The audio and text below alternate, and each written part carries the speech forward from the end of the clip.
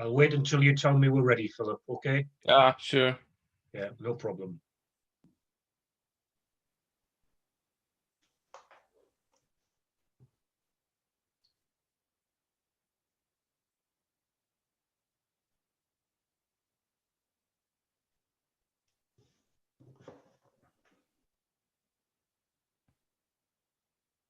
Okay, we will start.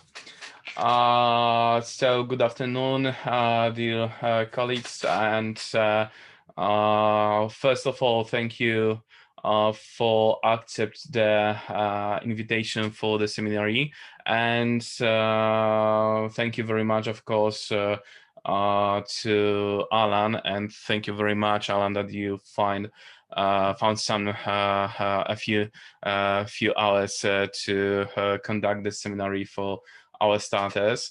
Thank you very much, because I know that you are quite a busy man, so I'm very appreciate that you share your knowledge and your experience with our starters. I think that it will be very quick introduction from my side, because I don't want to waste the time. But guys, I think from Poland, I think that there is a great chance and a big chance to participate in trainings, in seminars, and we start at this meeting we start some cycle of seminars, and that will be they are planned on November and December this year. So please follow our webpage. And on the webpage, you will find some information about the next seminars. And this time, thank you for your attention, for your time as well. And I hope that I'm pretty sure that you will enjoy this this meeting, this seminar. So, Alan, I give you the voice. Maybe Sebastian want to say anything to our participants. If yes, Sebastian, you can share the good afternoon say. So. Good afternoon, guys. Great to be with you both on track and online. So let's enjoy this course with Alan. Thank you. Okay, so Alan, there is Joten. Thank you very much again, and I hope that this time will be fine, and you will satisfy as well. Okay, thank you, Philip, and thank you, Sebastian. Hello, everyone. Some of you, I'm sure, I worked with when I came to Poland a couple of years ago, so it's good to see you again. And I'm sure your careers have progressed over those years. Sebastian asked me to address an agenda that would help not only yourselves as individuals, would help starters in Poland as a group, but also hopefully help your federation to be able to prepare for next year, 2021. So what I'm going to do is essentially take you through a process. There will be places during the session where I will stop and ask for questions. So if there's something that you're not sure of, or something you need extra explanation, or something you think is contentious and you don't agree with me, that's fine. Keep it until we have one of those breaks, and then we can all share in the question. I'm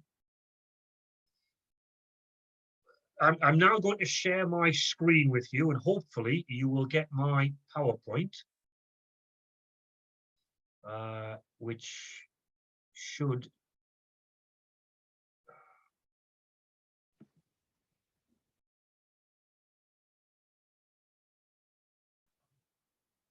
Okay, everyone has that? Fine. Yes. Right, my title page. We'll skip that. That's not really important. Just to let everyone know who I am.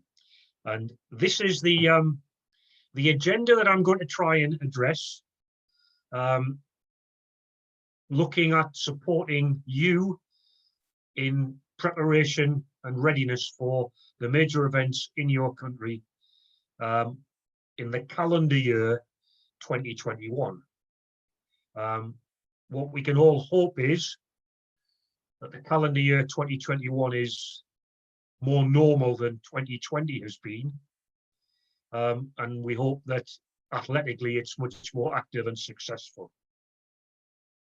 So let's just look now at things to do with, for me, opportunities for Poland and for Polish officials. You have next year, sorry, or you have already a significant pedigree. Now, I suppose for the people that are experienced in years, you will remember that you had a very successful IAAF World Indoor Championships in Sopot some years ago. That helped to put your country on the map in terms of being able to provide a variety of things. I think, first of all, it should be said, and I was there, an incredible facility. Secondly, an event that was technically very competent in the way you delivered it. And I think thirdly, people left Sopot and left Poland with a really good expectation of what you could do as a nation. Subsequently, you've had the World Under-20 Championships. And more recently, you had the World Masters Indoors in Turon, again, where I was there. And again, a different audience, different set of challenges, but fantastic facility, which of course will be the venue for the European event this year, next year. Fantastic facility, but also technically very well delivered and very well organized. Now, for those of you who were there, you might think, oh, it was much more relaxed, but I would suggest to you, with 4,000 competitors, you cannot have the same tight structures as you might have for instance, the European indoors. So again, people left Poland with a very good impression of your country, what you can do in the field of the technical delivery of athletics. For those of you who are just officials, who relish the opportunity to work at this level, or at any level, what you probably aren't necessarily aware of is that your federation has to actually bid for each of those major events to be held in your country. It's a very competitive situation. I do know that the second time you held the World Under-20s, that was a little different, because there were issues with the position of the Russian Athletics Federation. But athletics at global and continental level is big business. It is a big money-making opportunity. It's a shop window for the country that wins the bid. And one of the things that undoubtedly in every organizing and federation, such as European athletics or world athletics, one of the things they look at is the technical competence of the host nation putting in the bid to actually stage the championships, and would they require support from that major federation. And I'm going to give you an example. Next year's World Under-20 Championships will be held in Nairobi in Kenya. The Kenyans are a nation of fantastic athletes. in certain events. Their technical competence to deliver at global level requires a lot of support. So the support going into Kenya from world athletics is significantly different from that would go into other nations.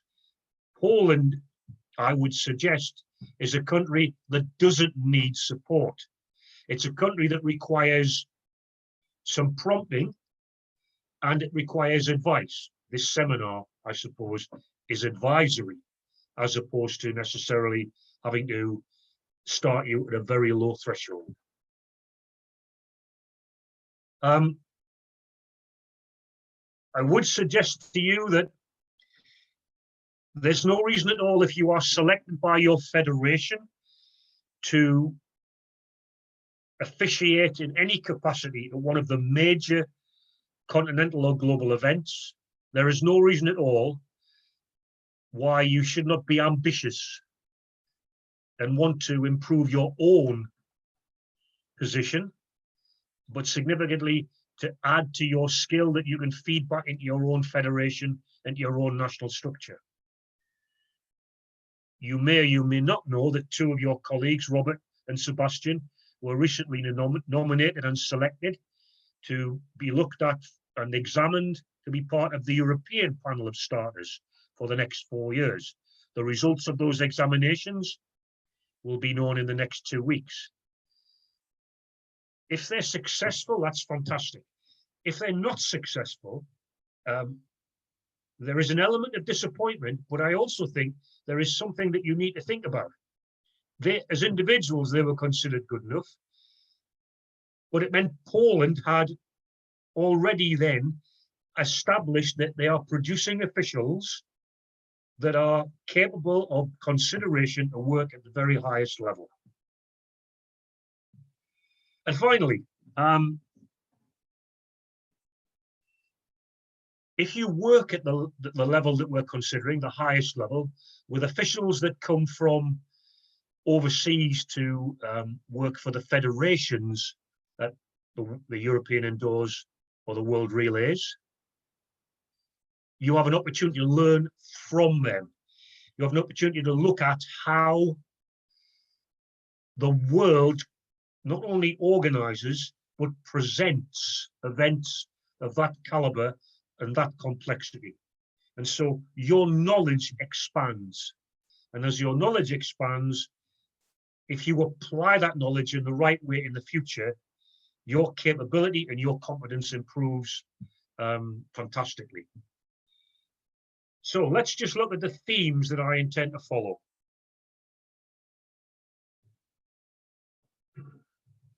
One, I'm going to talk about opportunity and what that actually means. I'm going to take you through, in a significant amount of detail, the requirements of working with international organizations.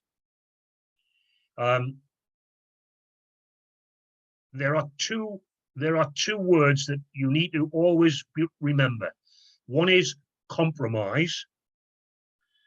And if there's compromise on both sides, you get the perfect model. And the other is openness. The international organizations impose certain structures upon the host federation. Those structures cannot be resisted. They should be accepted and wherever possible, fully integrated into the way that the Polish system works. I will talk about technology in some detail,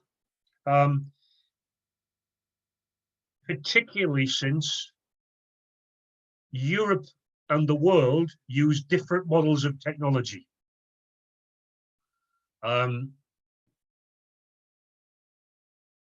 And it means that you need to be familiar with operational procedure, the company dogma of whoever the technology is provided by, and more importantly, the flexibility to be able to take the information from the technology, transfer it immediately to the decision-making process in the arena.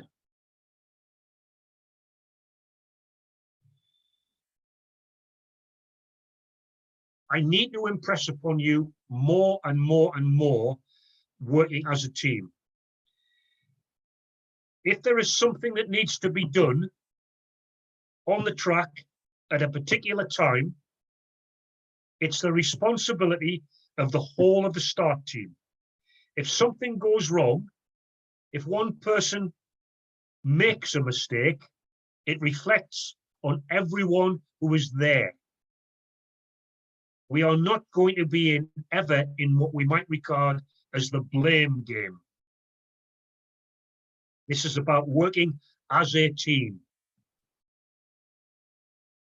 And finally, and probably from my perspective, the most difficult part of this seminar will be to try and give you advice on COVID-19. Difficult because it varies from nation to nation. It probably varies in areas of every country.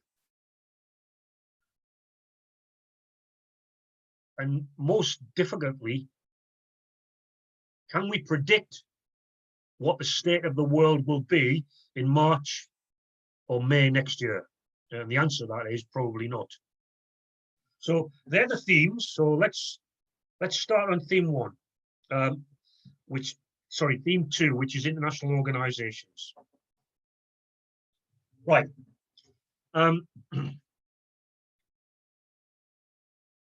There will be 2 people appointed by European Athletics and World Athletics to work with the Polish appointed start team.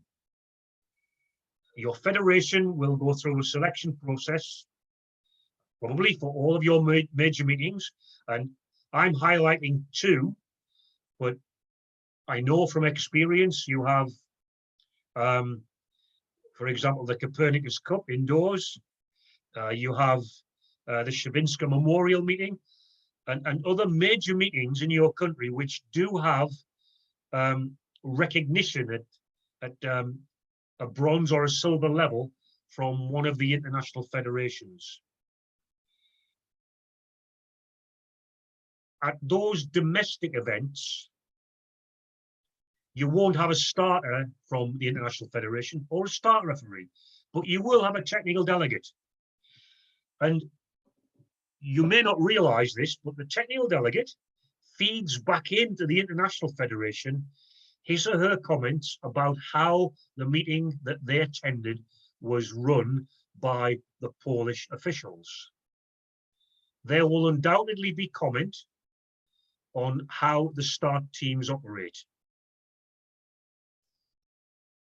And it's really quite important that you consider operating at all of the meetings in the build-up to the European Indoor and the World Relays, that you operate, no matter who's in each of those teams, with consistency and familiarity with role and familiarity with who will do what.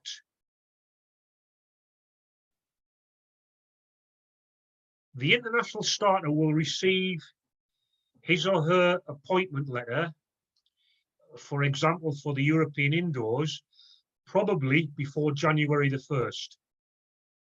That name will be known before January the 1st. The start referee will be appointed by whoever is the chief ITO from within his or her team. So, for example, for the European Indoor Championships, there will be a team of 6 ITOs, plus a starter, plus an international photo finish judge. One of the ITOs will be appointed as the start referee for the whole of the European Indoor meeting.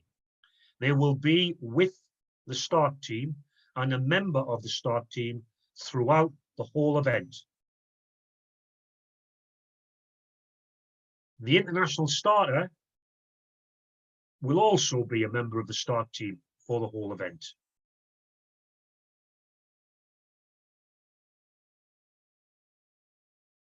Their role is to support the local team and to ensure consistency for the athletes. And that's consistency in so many ways.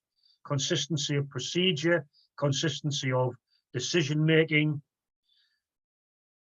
consistency of communication. And those people, the starter and the referee, are a resource.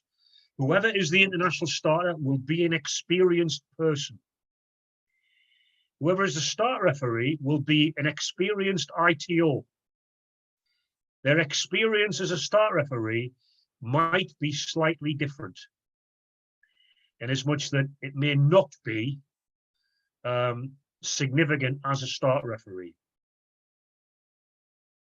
Hopefully for Europe that will change, because I've been asked to do a training course for the people designated as start referees from the ITO group before March. So hopefully we can widen their experience. World Athletics International Starter will also be appointed before the turn of the year, before January the 1st. And again, from within that group, that will be a person of significant experience, because the World Athletics panel is not changing. It will be the same people for another 12 months. There are 4 Europeans in that group. There is a Brazilian, and there is a Canadian. Who that will be, I can't say at the moment who will be appointed. The international organization also appoints the technology team. Now, that's the technology for the whole meeting. Everything from the EDM, if you use it, or the VDM on measuring jumps and throws, right through to the sound system trackside. And for our perspective, as starters, for the start information system. We will go into great detail later about that.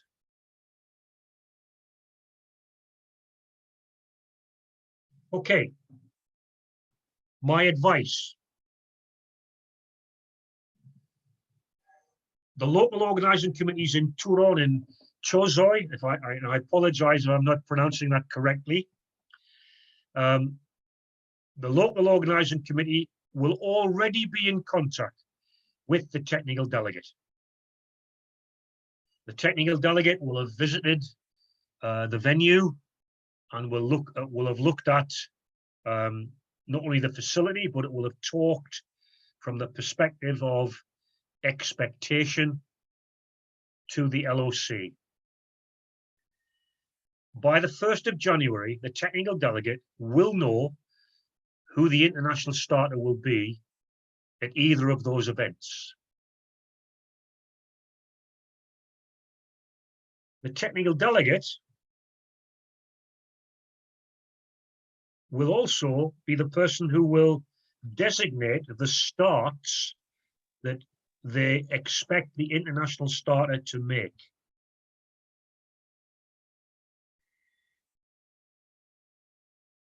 I recommend very strongly that several weeks before the date of the championship, the start coordinator be given the contact details of the international starter by the LOC, and the start coordinator can then contact the international starter, who will be expecting contact, and build a relationship with them. Build a relationship in terms of whatever each of them needs to know, and make it a relationship of openness. Question: can they be involved in a test event? I would suggest that for the European indoors, that might be possible if COVID allows it. Could the international starter come to the Copernicus Cup, for example. Who knows? As competition director for the World Masters, I was invited to come to Turon for the Copernicus Cup to look at the facility and to look at the facility under the pressure of work. It was also a great opportunity to meet people, to talk to people naturally as officials, as organizers, but also as human beings. We work better when we have an understanding for each other. We don't have to be best friends, but an understanding and a respect and the familiarity does help.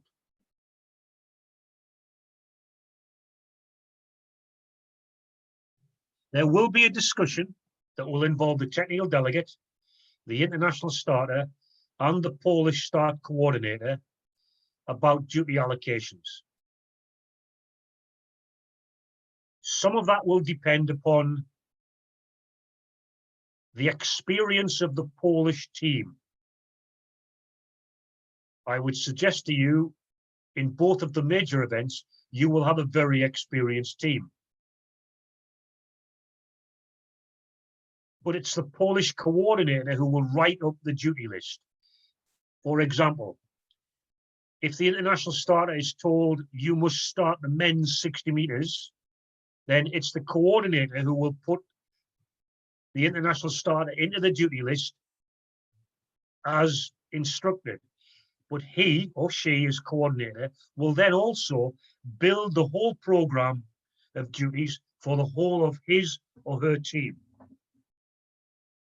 That way, it is the coordinator who actually carries out the duty of coordinating all of the work of everyone in the start team.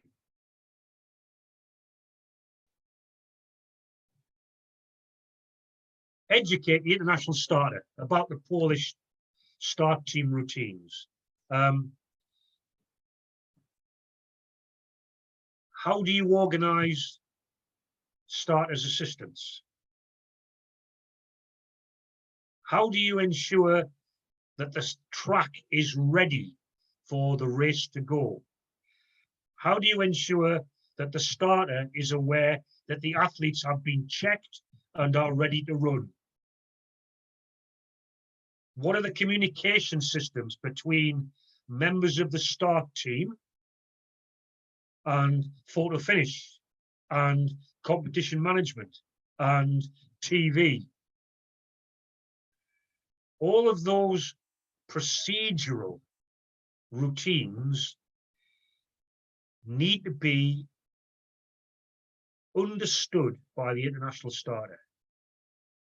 No international starter will arrive in Poland and say, okay, this is what we're going to do, and change the work of 7, 8, or 9 people who are used to working in a certain way.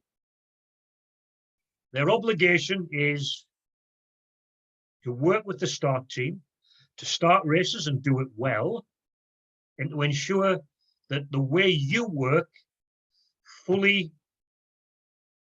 addresses how the technical regulations are applied.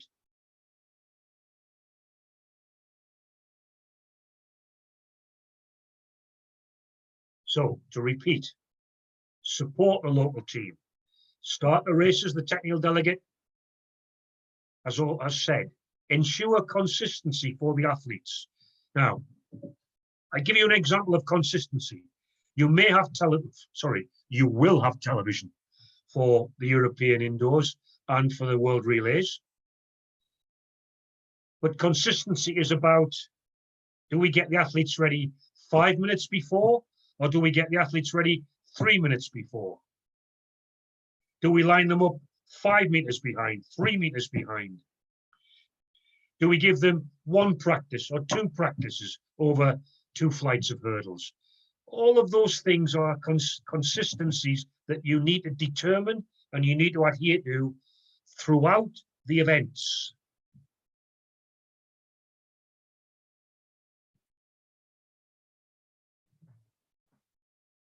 As the meetings approach, And in my experience, the international starter is probably going to be there 2 days before the first day of competition.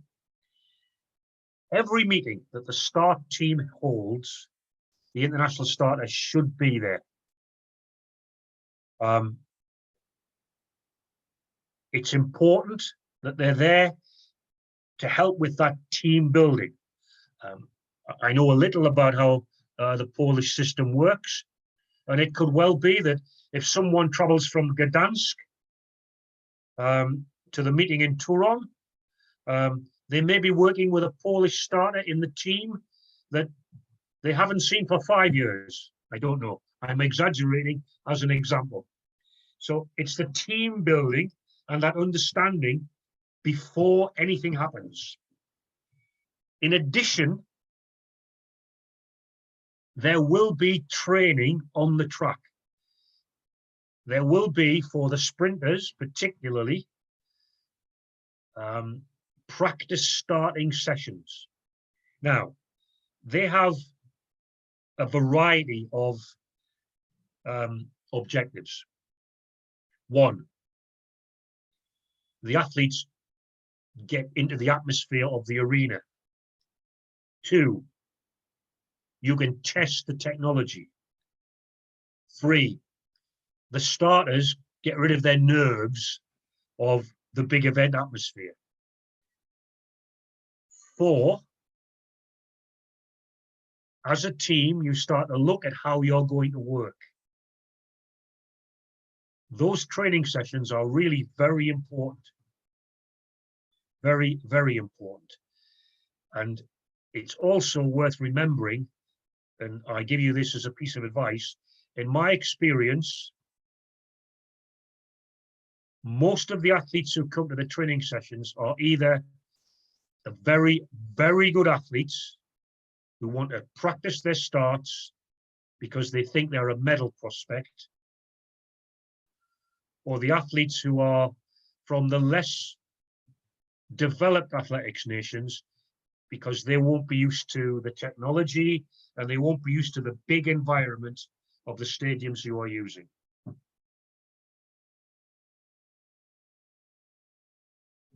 Okay. The start referee will be an ITO. Their role is designated in Rule 8.1. They have only one function. That is to ensure that decisions at the start are correct.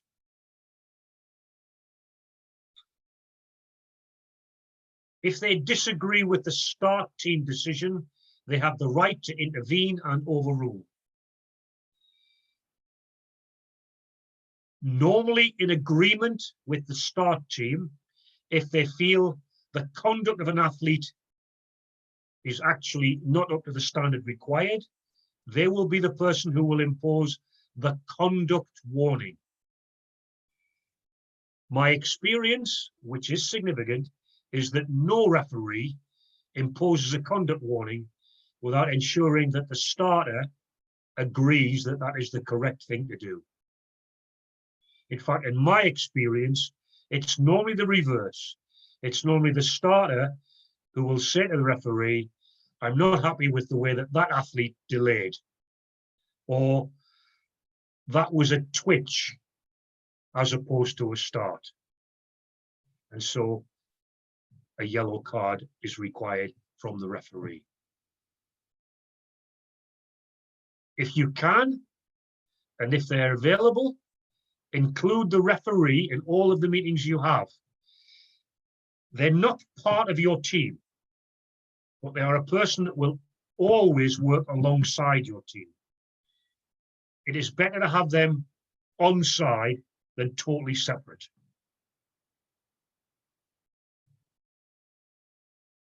I also strongly recommend that at the end of every session, there is a debrief of the start team that the referee is included in. That debrief may well be wholly positive. But to reinforce the good things will actually do the camaraderie of the team and the confidence of the team immense good. If there is something that needs to be adjusted, it needs to be mentioned, not ignored. It needs to be mentioned, agreed, and enacted the next time you work. And remember that some of the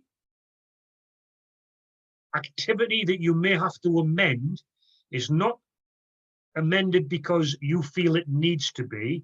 It's amended because a third party requires it. And that third party might be event presentation. It might be television. It might be the technical delegate. The debrief is not just about the technical competence and delivery of the start team.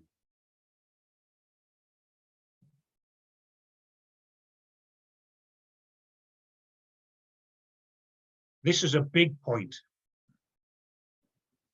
I will repeat this many times tonight. If a decision has to be made,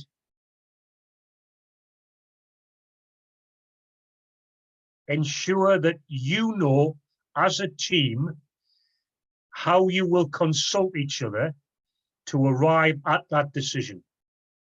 And that is before the championship starts. You do not want a false start and suddenly 6 people being attracted in conversation with each other on global television before a decision is announced.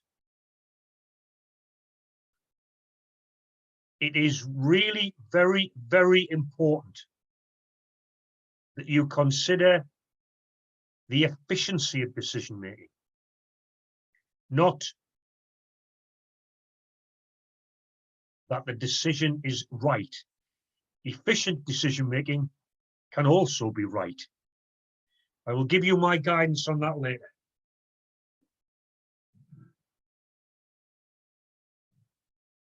The start referee will ensure with the start coordinator that all of the technology is working and the 0 are correct before every session. Every session. So for the World Relays, that will be 4 sessions. For European Indoors, that will be 5, but it may be 6, depending on the number of entries. I would suggest the entries will not be massive in Turon because of COVID and the number of athletes who may not be up to, excuse the pun, up to speed to come and compete internationally.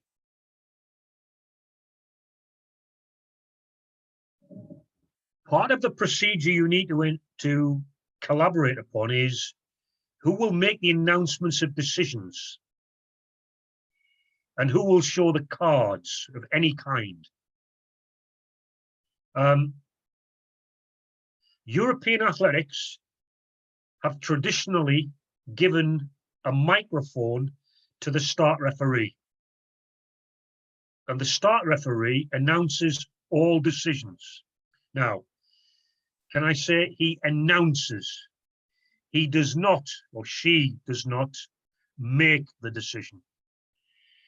So if you are the starter and you believe there's been a false start, your recallers agree with you, the SIS confirms that, it will still be the referee who will say, for example, the athlete in lane 6 is disqualified for a false start. Who will show the cards? Again, this will be up for negotiation. I will give you the United Kingdom example. For false starts of any kind, that's in a combined event or in an individual event, the starter's assistants will show the cards. They are invariably closer to the athletes and they're in a better position to ensure that the athlete, if required, leaves the competition area. The starter's assistants will also show the green card. In the United Kingdom and in Germany, the starter's assistant also shows the yellow card for the first conduct warning on behalf of the referee. The red card, which would be for a second conduct warning, is shown by the referee. There are different ways of showing the cards. Different people can do it. My advice to you is decide upon the system you want in place and negotiate that with the referee. But whatever system you arrive at, have as little movement as possible of officials. At the very most, you should only require a maximum of 2 people going to talk to an athlete when a card is shown. And 2 is only for whoever shows the card does not speak English. That, in my experience, has only happened in 2 countries. One was in Russia in 2013 in Moscow, where the referee did not speak English. And the second, again, probably not surprisingly, was in South Korea, where the referee did not speak English and translation was required. I do know from my experience in Poland, your competence in English is something that rarely lets you down. So negotiate and agree a system.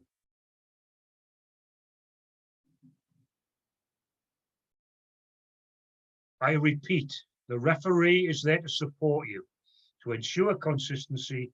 Use them as a resource.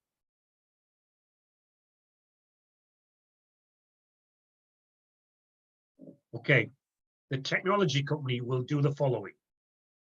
They will set up the SIS. They will manage the tests for the international starter, the start coordinator, and the referee to verify. So those 3 officials need to be there when each piece of equipment is tested. In my experience, there is nothing to stop the rest of the start team being there also. But it is those 3 officials that actually have the responsibility to agree that the equipment is working correctly. You may need to negotiate with them. For example,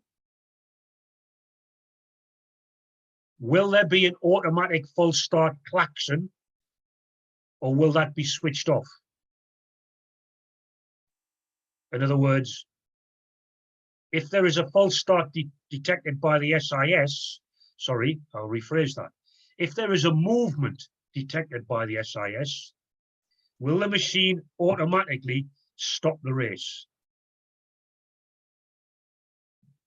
Both Seiko and Atos are able to switch off their automatic movement signal.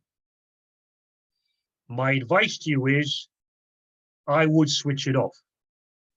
As long as the bleep in the starter's ear is functioning, and as long as the starter reacts to that bleep and stops the race.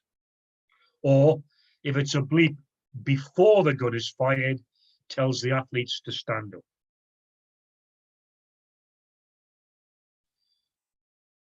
The technology team will place and move the blocks. The second point of that is, that might not be the case. Certainly it might not be the case in the European indoors. It might be that you have a team of volunteers who will move the blocks. If the blocks are moved off the track, for example, in a heat of 400 meters, and then I'll move back on, it is the team from the SIS who will look at their placement and to check that everything is correct. And their job is to provide you with all of the data as you requested. Now, I will say this only once. The SIS technicians are not to be involved in decision making. They provide you with a printout, and if required, they provide you with a waveform. If SECO are using their most up-to-date system next spring, they also can provide you with a slow motion video. If you are the starter, you will ask for the data and the resource that you require, and they will give that to you. And then you make the decision on that information that's given to you. The local team, you should familiarize yourself with SIS. Now, I need you to think about this for those of you who may not use start information systems that regularly. And you know, in my country, it's usually only at very big regional events and above, because the equipment is expensive. And I'm sure that's the same in Poland. And certainly you won't use SECO or Atos very often. Look at the layout. Where are the computer terminals? Where is the screen that I need to go and look at? Where are the speakers from which my voice will come out when I'm starting a race? All of those things are really quite important to give you familiarity, but also to give you comfort, so that you must remember that this is a start information system. It is not false start equipment. It gives you information on which you will base or make your decision. It does not make the decision for you. Know what information it can give. During that testing system, look at a printout. They're all different. The SECO printout is ordered differently to an Atos printout. Look at the waveforms. The Atos is much more simplistic than the SECO. Look at a slow motion if SECO have it available.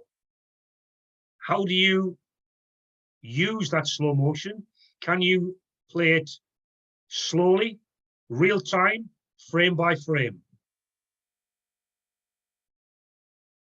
So the format is important, as well as knowing how it will give you that. And finally, discuss who does what. Here's a simple example. For the 4x200 meter relay in the World Relay Championships, the starter will undoubtedly take up what is a very unfamiliar starting position. That's essentially because of the massive length of the stagger involved. The SECO SIS terminal will not be close to the starter. So there is a false start. I hope not. Who will bring the printout to the starter?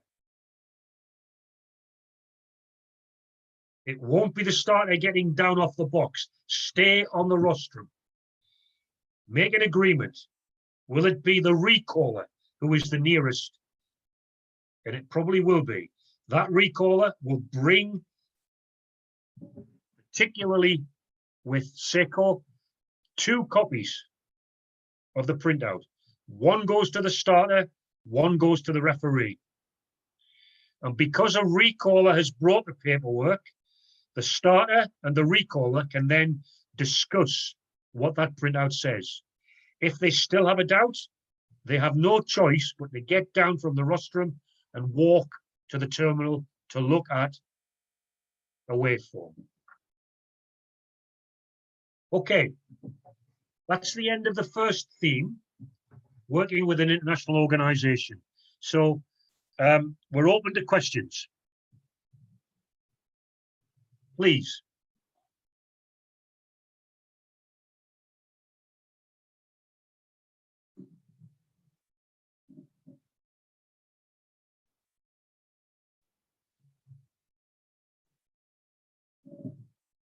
Any questions? Hi, Alan. This is Alan. One comment from me, Sebastian. Yes, please. To all the starters, please remember the new numbers in the rule books. So whenever we communicate with the international officials, please let's make sure that we use the correct number as a reference for a decision. Yeah, it's a good point, well made, Sebastian. I will be highlighting the essential rules later. I'm sure there are lots of rules that, well, in fact, I know because I've seen a list you prepared, but the key rules around the start I'll be highlighting later. Any questions? Please don't worry. There is nothing wrong with asking what might seem a simple question, just to clarify anything at all in your mind. So don't worry. No one is going to be prejudiced because you ask what might appear to be a very simplistic question.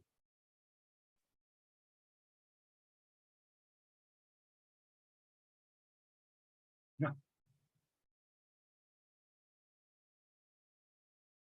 So, Sebastian, do I move on? Yes, let's move on. I believe there will be more questions to the next parts of the course. Right. Okay, everyone. We are moving to technology. Okay. As I've already indicated, World Athletics will appoint Seiko. Some of you may have worked with Seiko at Sopot, and they have also been to Bydgoszcz on a couple of occasions. So some of you may well have worked with them. I can tell you now that the team for the World Relays in Turon, in Jozoi, will be mainly British officials, reinforced by 2 people from Seiko headquarters in Tokyo.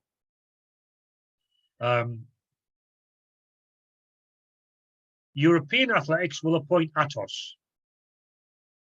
For many of you, that will be possibly a new experience. Their equipment is not something you may be familiar with in Poland.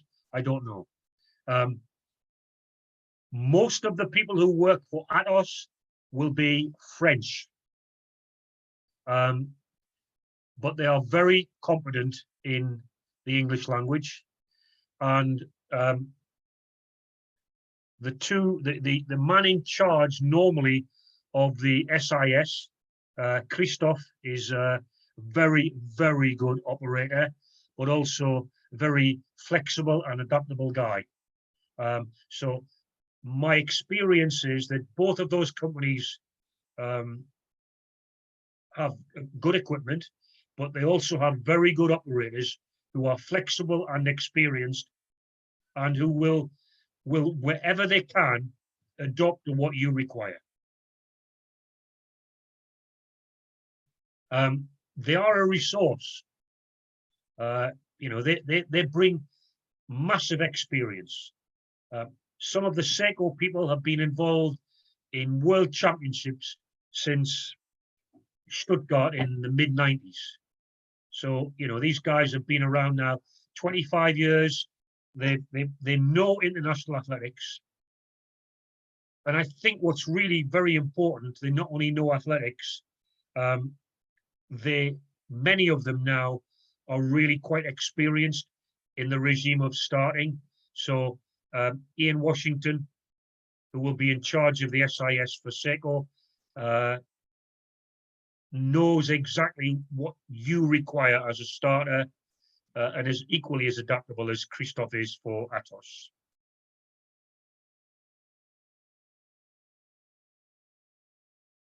Talk to them before the meeting.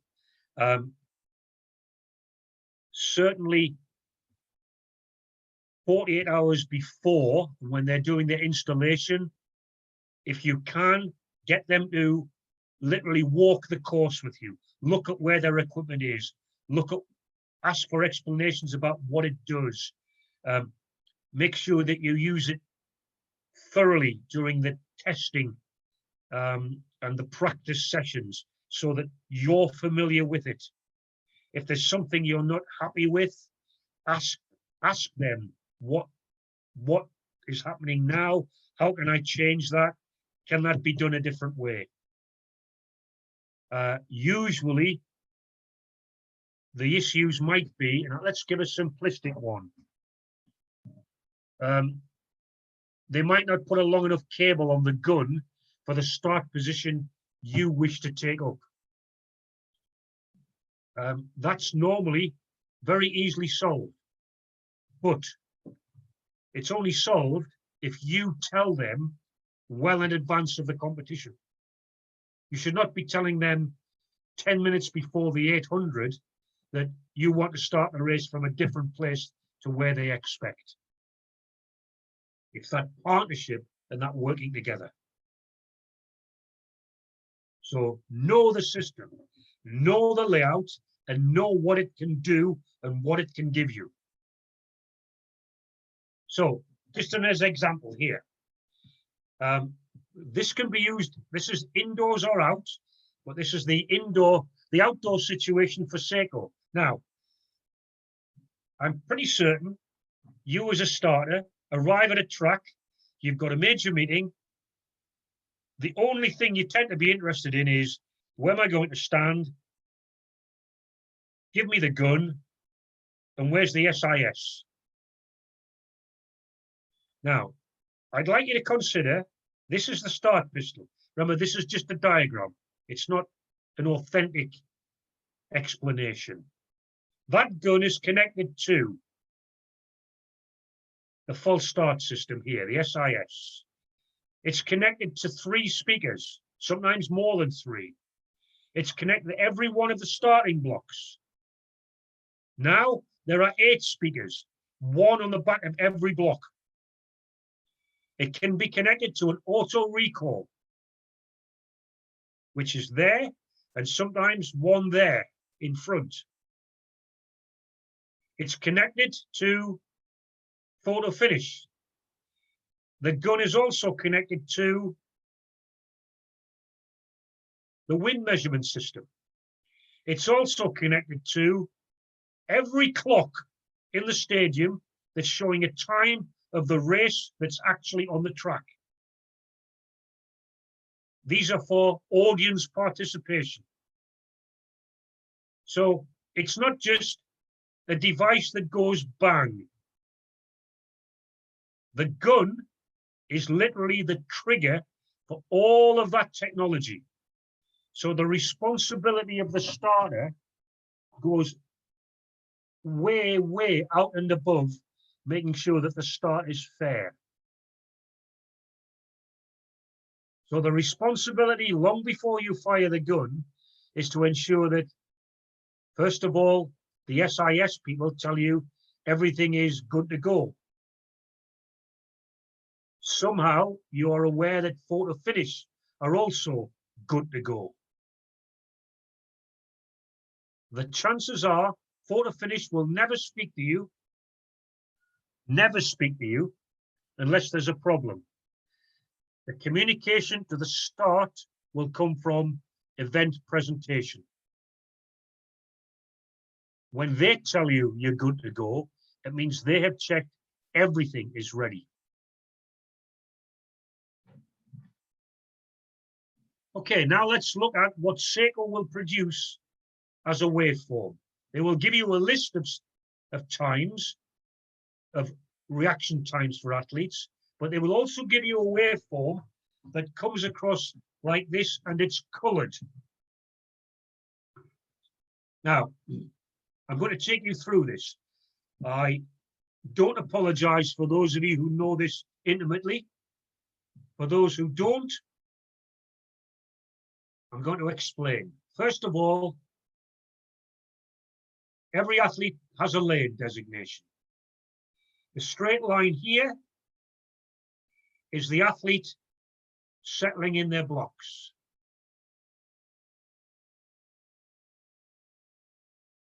The shaded area here is when the system is armed by the operator. The black line here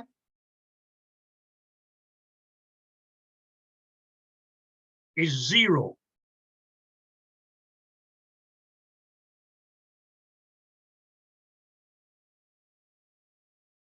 The red line is when the athlete moved.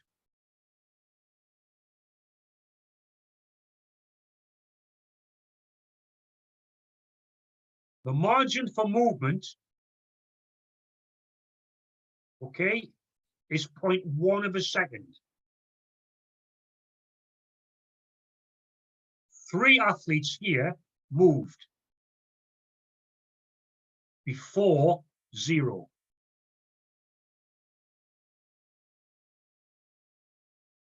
I would suggest to you, in every one of those cases, the athlete twitched.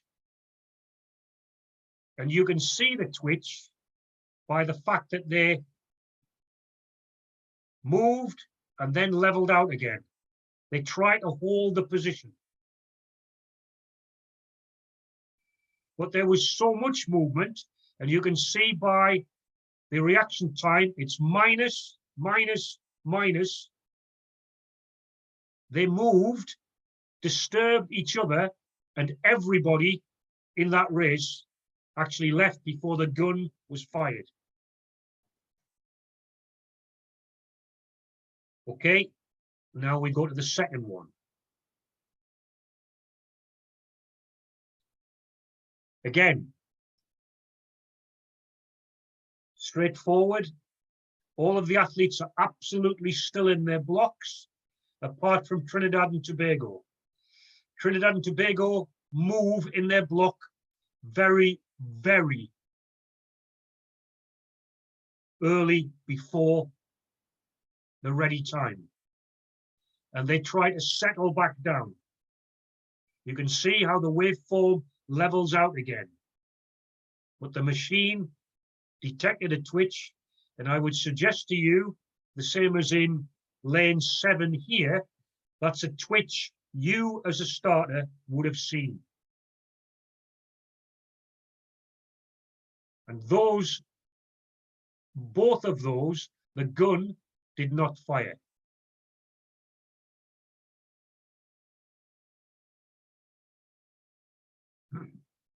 Now we go to a different scenario.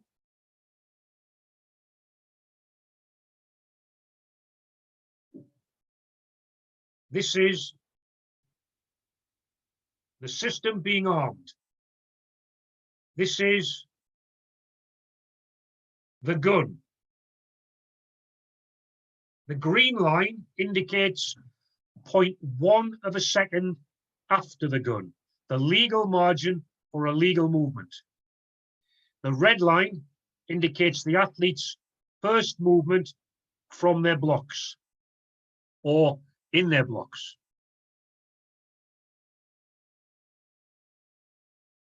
Now look at lane 7.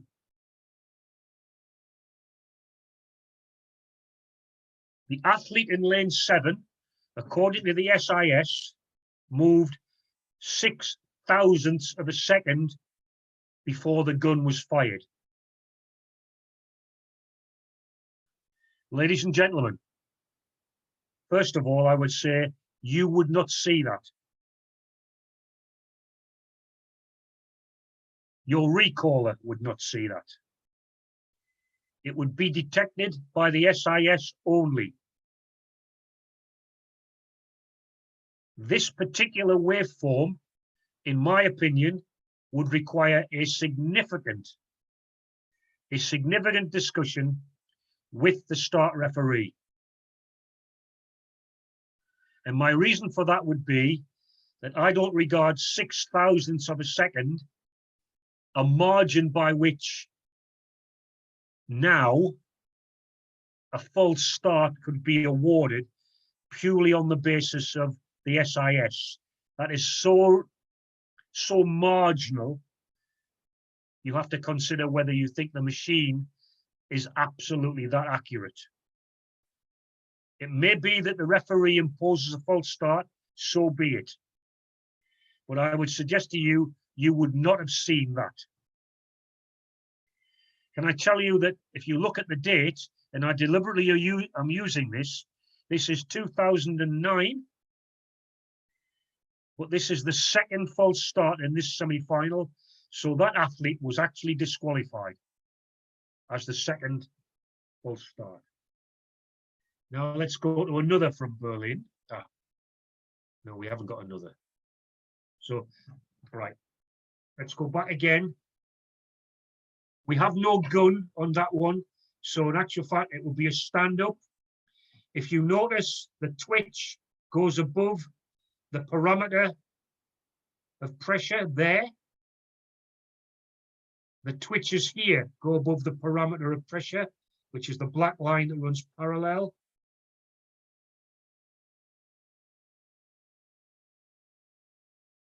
Here, there are no twitches above the parameter. This guy got close. This guy also got close, but they settled, and that was the margin by which you need to make the decision. Now let's go to Atos, because for most of you, this will be new territory. Atos will give you this. On the screen, they will give you the information at the top, which is the athlete. They will give you their country, and they will give you a reaction time for every athlete. It's really important for you to know that this is the screen view. They will also give you a printout that will have only the reaction time listing. Their waveform is not as complicated. If you look at their waveform, the machine that requires a legal jurisdiction will print a waveform in blue. If the machine detects what it regards as an illegal waveform, they will give you it in red. They can also blow it up.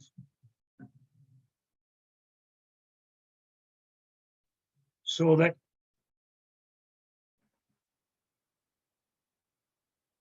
you can look at that and determine, was the athlete in a continuous movement before the gun?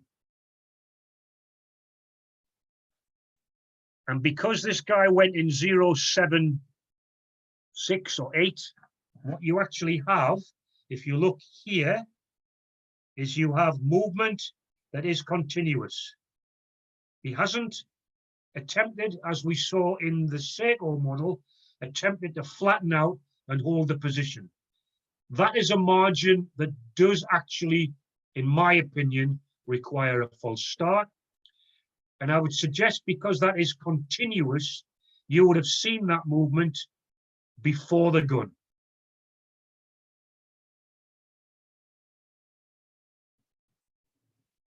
Next is another Atos waveform. And again, if we look at the athlete in red, there would be a bleep in the ear.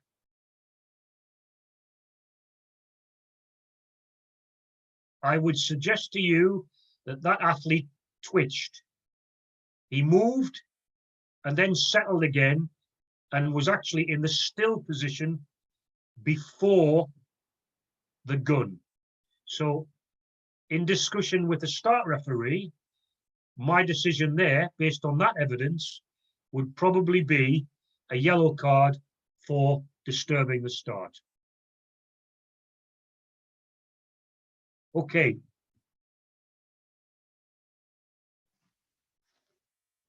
They're the waveform systems That's just how do you work with these companies? Look at the layout. I'm reinforcing previous messages. Look at the layout. Know what information you can be given. Know the format. So remember, we have two totally different formats. I don't know whether Poland will select some officials for both of the big major meetings. I have no idea. If they do, you are going to have a completely different system of SIS for each one. Agree protocols so that once the information is available, digested, and a decision is arrived at, you know as a group who will make the announcements. Okay, that's technology. Any questions?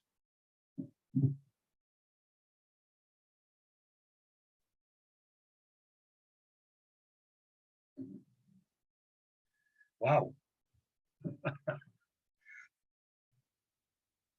Can I ask, is the Atos system known in Poland?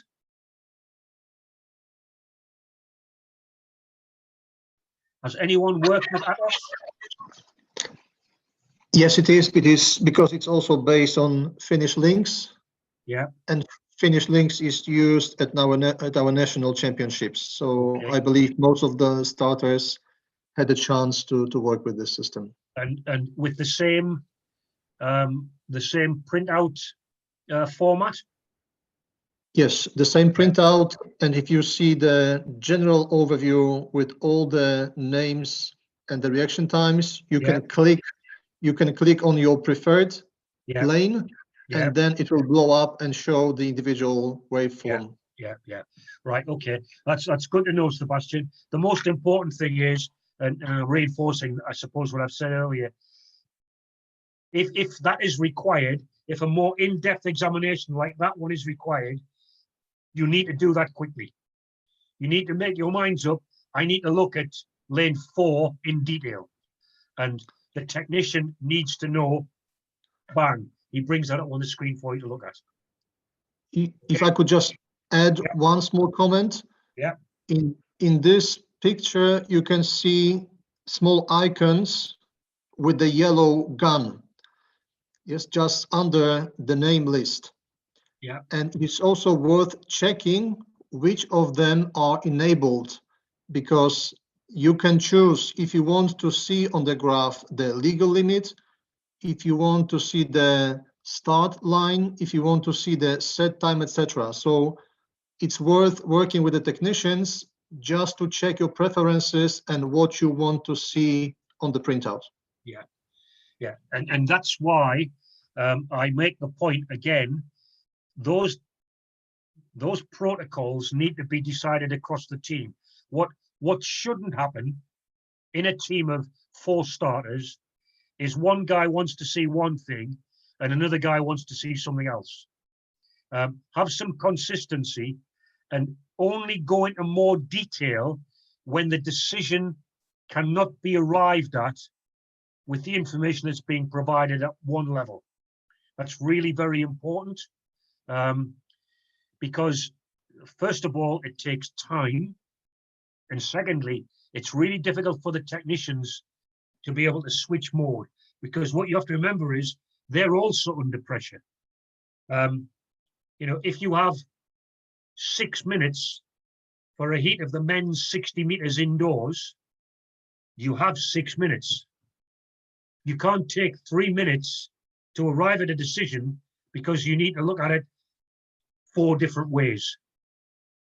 And I think I stress that pressure of television, it will become even more crucial when you get to the World Relays, when you have global television, because if you think about the pressure of, you're in central Poland at an athletics meeting, the television director in that stadium working with you is trying to coordinate with an Australian television company and a Peruvian television company. for global television. He has an impossible job. The television director at the last World Relays in Yokohama, in Japan, where I was the international starter, at the end of the first day,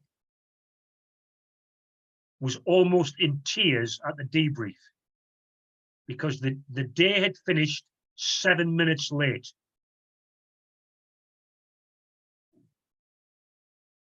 The 7 minutes delay meant that live television ended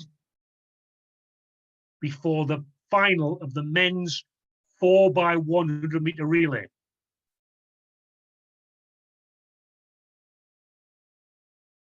The Japanese men's team were one of the favorites to win a medal. And television, live television, had to stop before the Japanese men's team were shown on live television. Now, of course, the implication for the TV company was horrendous. The implication for World Athletics was horrendous because of the advertisers who'd put their adverts in on the back of that Japanese team getting a big audience. So I cannot stress that more. And I take an example. Might be a good example, this actually. When you come to the World Relays next spring, the Polish women's 4x4 might be in with a chance of the gold medal. They're certainly in with a chance of a medal. The last thing you would want is that race to be delayed and not be on live television. I think I make my point. Okay, if people don't mind, can we have a 5-minute break? Yes, let's do it. Yeah, if we have a 5-minute break, Sebastian, then we can have a comfort break for everybody. And we come back, well, let's make it 10 minutes. Come back at, for you, that'll be 6:30. 6:30 it is, okay? Okay, thank you. Thank you very much. 10-minute break then. Yeah, okay, see you soon. If we would still have enough time to go through the individual waveforms and make a summary what the decision should be in each of those cases. Are you okay with this, or is the schedule quite tight and we don't have time for this? What is your view? Right, okay.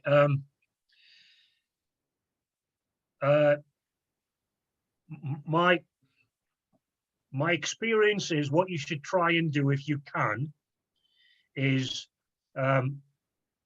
look at the printout, and if there is a marginal decision to be made based on the printout, then go to the waveform. And both of the companies, Seiko, it's not a problem because with Seiko you'll get the full set in front of you and they can just blow it up in front of you. Atos have to change the format, but they can do that quickly. I think what I'm more worried about is what you shouldn't have is 3 or 4 people getting involved in that. If I could be simplistic, the rule quite clearly states that the starter makes the decision on if it was a false start or not.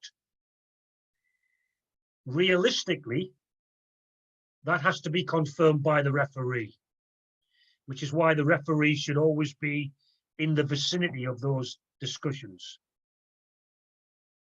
If you have a race with a starter and 2 recallers, and one of the recallers is actually very close to the starter, and he agrees with the starter, in my opinion, that's the decision made, because that's 2 people as opposed to not knowing what the third person says. So it's that movement across, you know, what you really want to avoid is that the person who's the recaller out in lane 8 of a 400 meters, walking 70 meters just to say to the starter, yes, it was lane 7, I agree with you. Okay. If the starter is happy that it is lane 7, and the recaller closest to him is also happy. You don't need to be seen to be part of the decision if you're not required. Okay. And another question, would you be okay that the cases that you presented Yeah. can be later on at another seminar discussed between the Polish starters so that we also fine tune and align on decision making, just as a practice before the next year events? That right, okay. Well, the answer is simply yes. Everything I do in terms of training materials like this is in the public domain, and it can be used. SECO have no copyright issues, and neither do Atos. They know I am using this material for the benefit of the Polish Federation, Polish starters, and if you think about it, the benefit of their companies when they come to Poland next year. Okay. And So that's not a problem. perfect, thank you. And one final question in this session. What would be your general advice to us starters? Should we be more strict or more lenient with the athletes and with the doubtful situations? Okay, right. I have a very simple principle I apply as a starter. If I have a doubt, I stop a race. If my doubt cannot be clarified, I do nothing. There are times you see something and you know it's not right, but you actually can't determine what went wrong. So to answer your question, in my opinion, if you are absolutely sure that there was something that was incorrect and against the rules, you apply the rule. If you have a doubt and you are not certain, you give the athlete the benefit of that doubt. And in my experience, athletes appreciate that, and they also appreciate that the starter is trying to be fair. Right? So I hope that answers the question. Yes, thank you very much. You're welcome. Are we ready to? You happy to continue? Yes, please. Okay, right. Okay, now, this is where I go into dangerous ground, because obviously Poland works in certain ways, like the UK works in certain ways, like Finland, like Kenya. Every country has its own systems, and some of the colleagues that are joining in today will have come through a Polish system with really established practices that you've used, some of you for 30 or 40 years. And that's fine. So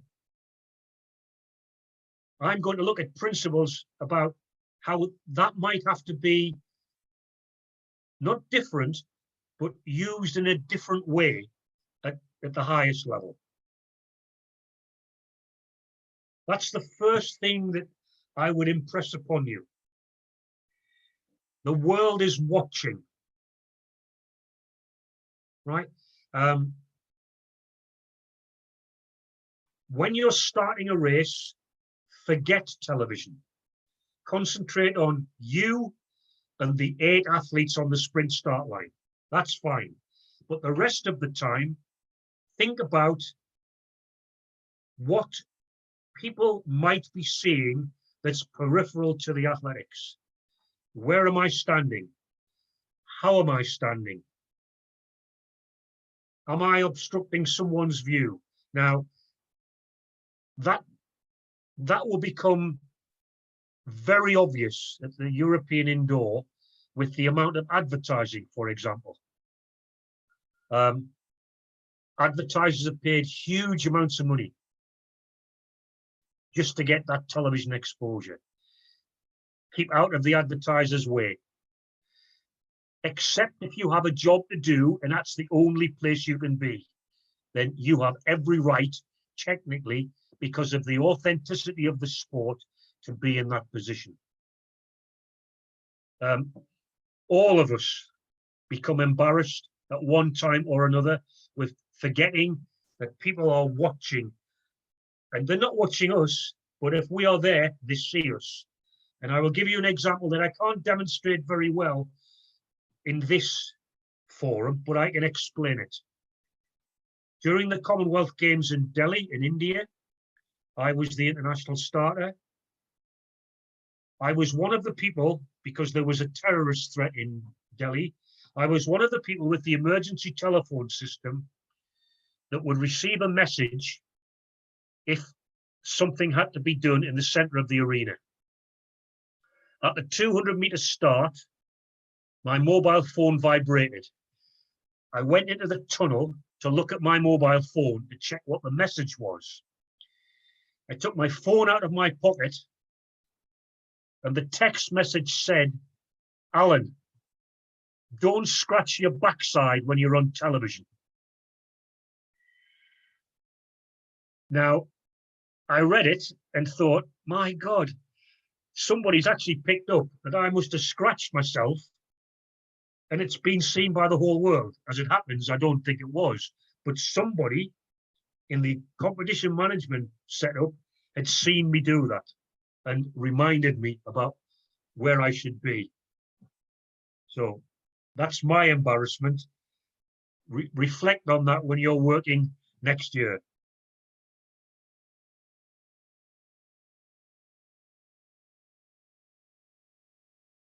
Be aware of where you are and what you do.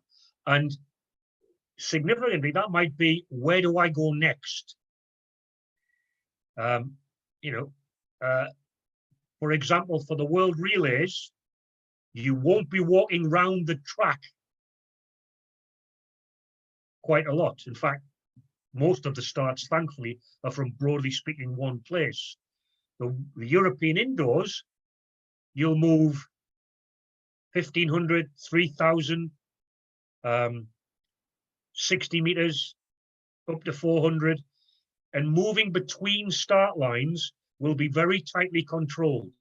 They won't want groups of people getting in camera shot if something else is happening if you're moving to the next start. They might determine that they'll let you march in a line, one after the other, and so on and so forth. And it's the detail there that matters. If you have a stool, will you all carry your stool in your right hand or your left hand? If you carry a bag, and probably you won't, probably there'll be one bag for the start team, certainly for the indoor event, and that will have the starting equipment you need, the recall guns, for example. That can be carried by one person. It's all those little details. And remember to be consistent in everything you do. That's your question of before, Sebastian. It's not about you as the official. It's not about us. It's actually about the athletes. They're the people who are performing. The last thing you should have to do is go onto a track and show a red card to an athlete. If they deserve it, they will receive it. But I reflect, certainly with the European indoor, most of the athletes may well have worked for 6 to 10 years to be on that start line. We must be consistent and fair to make sure that they get from that start line to the finish line within the regulations. Be a team, right? If you see a situation where, for example, someone who's supposed to be a starter's assistant is acting as a starter's assistant in the relay, for example, and they suddenly come across an athlete in lane 6 whose number needs repinning, and you're the starter's assistant who's been looking after lanes 1 to 4, and you realize somebody's got to check lane 5, but the guy who's checking lane 5 at the moment is busy pinning the number back on the guy in lane 6. Think as a team. Think, okay, I'll do lane 5 as well and just check everything's okay so that we keep to time. I won't go away and tell everybody, oh, we're late because the guy doing lane 6's number took too long. Nobody's going to say Alan Bell kept us waiting. They're going to say the start team kept us waiting. Remember that. We're all a unit. And thankfully, and this is interesting from my recollection of Poland, you interchange roles. And so that interchanging of roles means you have not only a collective responsibility doing one job, you've got a collective responsibility when you're doing any job.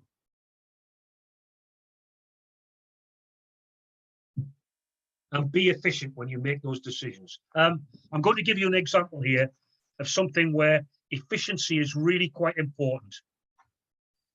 And it comes from an event I was the start referee at. It was our British Championships last year, our trials meeting for the World Championships in Doha. So for our athletes, that's a big deal. I'm sure you have exactly the same sort of trials system in Poland. We have a sprinter called Adam Gemelli, a medal prospect in Doha. As it happens, he finished 4th. Gemelli was in lane 5 in the 200-meter final. Gemelli, like everyone else, got down into their blocks. Set, bang, called the race. Looked at the recaller, who was close. Looked at the printout. Will you disqualify the athlete in lane 5? Gemelli.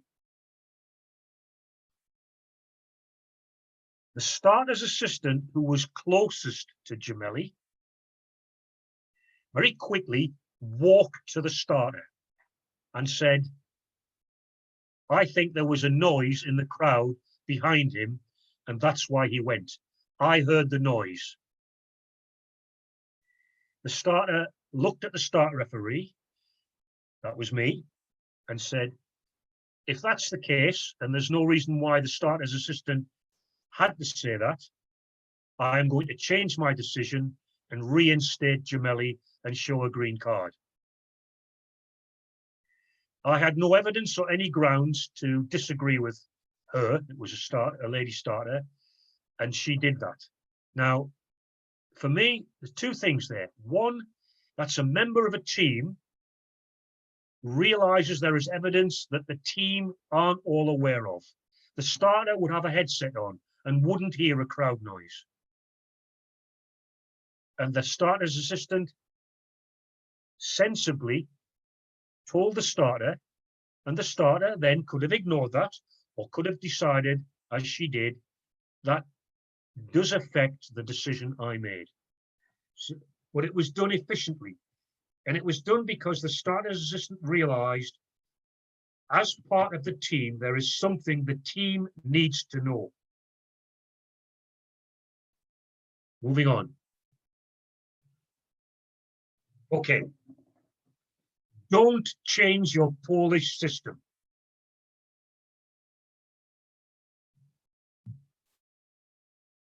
End of.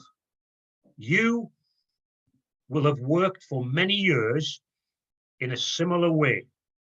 You will be familiar with each other and how you will work.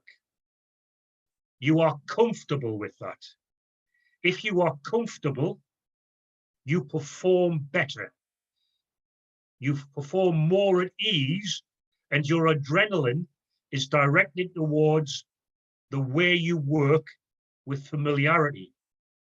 If you change the system, the adrenaline is diverted to, am I doing the right thing in the right way? You may have to change if the technical delegate is uncomfortable with something, and that might be positional. You might have to change because TV put a camera in a particular place or require longer in the lineup situation to introduce the athletes. That certainly will be the case at the World Relays because the athletes will come through an archway and the teams will be introduced to the crowd and to the television. The challenge will be how efficiently you get all of the athletes from the archway, which is usually at the beginning of the 100-meter straight, out to their relay takeover box areas quickly. Athlete number 4 has nowhere to go. Athlete number 2 has a long way to go. Athlete number 3 has the same distance as athlete number 1.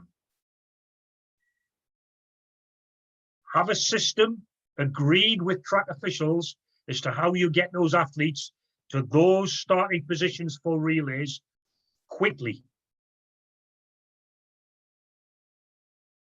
For example, know your system, know what you've agreed to. If you have a test event, put your system in place at the test event. There are no place for bandits in your team. Bandits or heroes. Have minimal movement.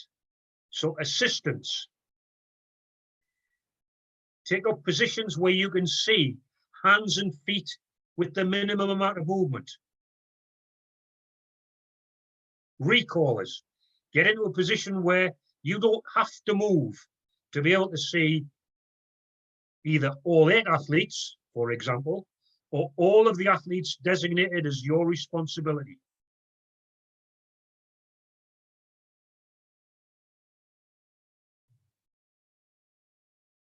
If you are the starter, regardless of how sure you are of the decision or how arrogant you are in your decision making, don't announce anything until you've talked to someone else to verify your position and know who will make the announcement. I will tell you now, my instincts are for the European indoors, it will be the start referee who will have a microphone for every announcement. That's part of their presentation. For the World Relays, it will be the starter through his SECO-related microphone. Know who is doing what. Where will the assistants be? How will they line up the athletes? How will they inform the starter that the race is ready to go? Who will tell the starter that presentation are ready to go?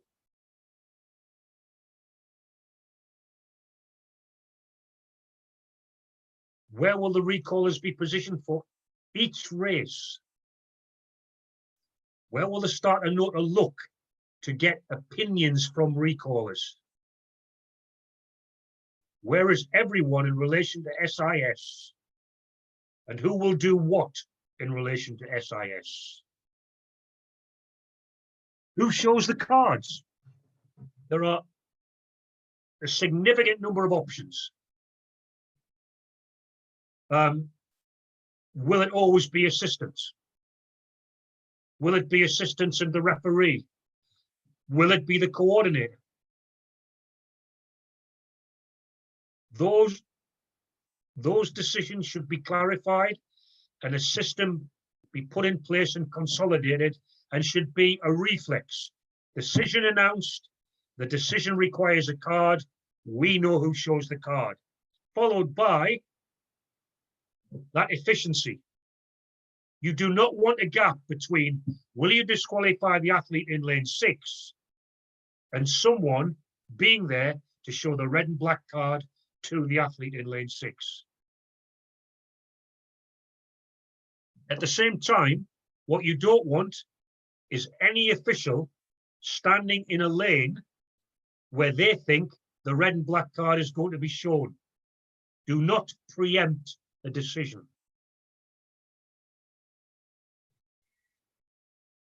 You can only make a decision if the athletes are back in position.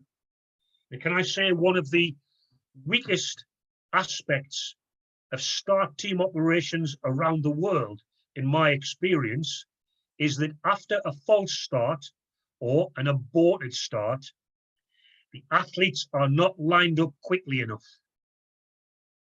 The athletes should be brought back at the start line as quickly as possible, lined up again so that decisions can be announced. And I'm going to give you an example here of a start team I was very uncomfortable with in Zurich at a Weltklasse Diamond League meeting, where it took 6 minutes after a false start in a 100 meters to bring the athletes all back behind their blocks again before an announcement was made of a false start, because the Swiss officials all stood at the line of the start shouting for everyone to come back. Nobody physically went and brought the athletes back.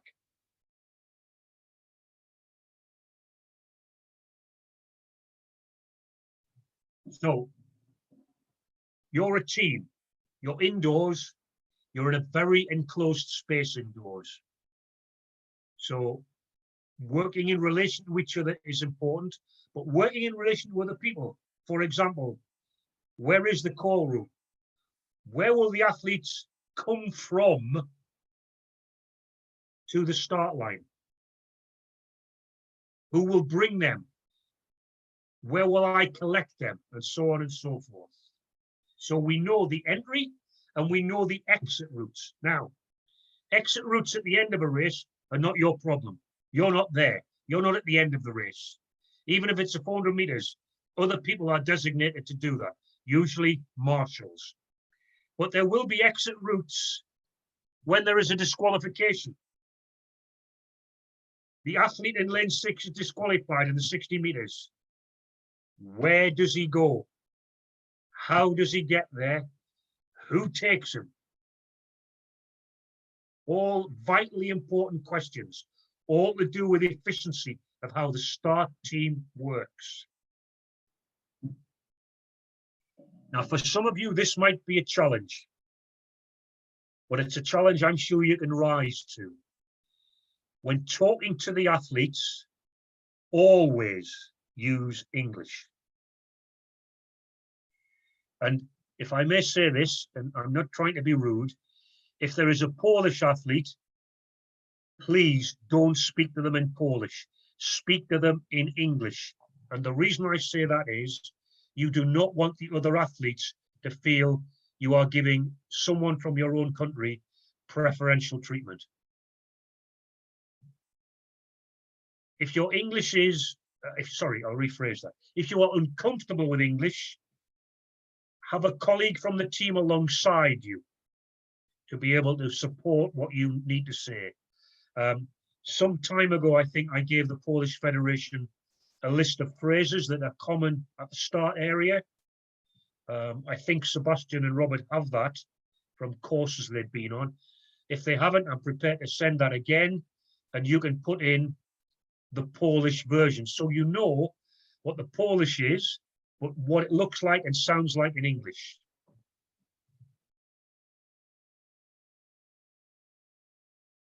Restrict practice times and attempts. So the athletes come out for the 60 meter hurdles. They will come out probably something like 8 minutes before the race. That's fine. They set their blocks, have an agreed number of attempts for them to try out of their blocks over 1 or 2 hurdles. Maximum 2. Better if it's only 1, because that's probably all you will give a 60 meter flat athlete out of the blocks. Have a starter's assistant or an official of one kind from your team at a point down the track to stop the athletes going too far and to bring them back in when those practices are finished. You may wish to consult and agree the number of practice attempts with the technical delegate or competition director, because that has an impact on the time that they come out onto the track before their race.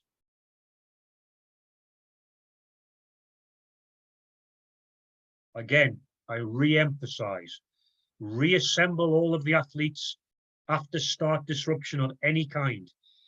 Get them back to the start line before any decision is announced, and so the next attempt is done within the time parameters you've been given.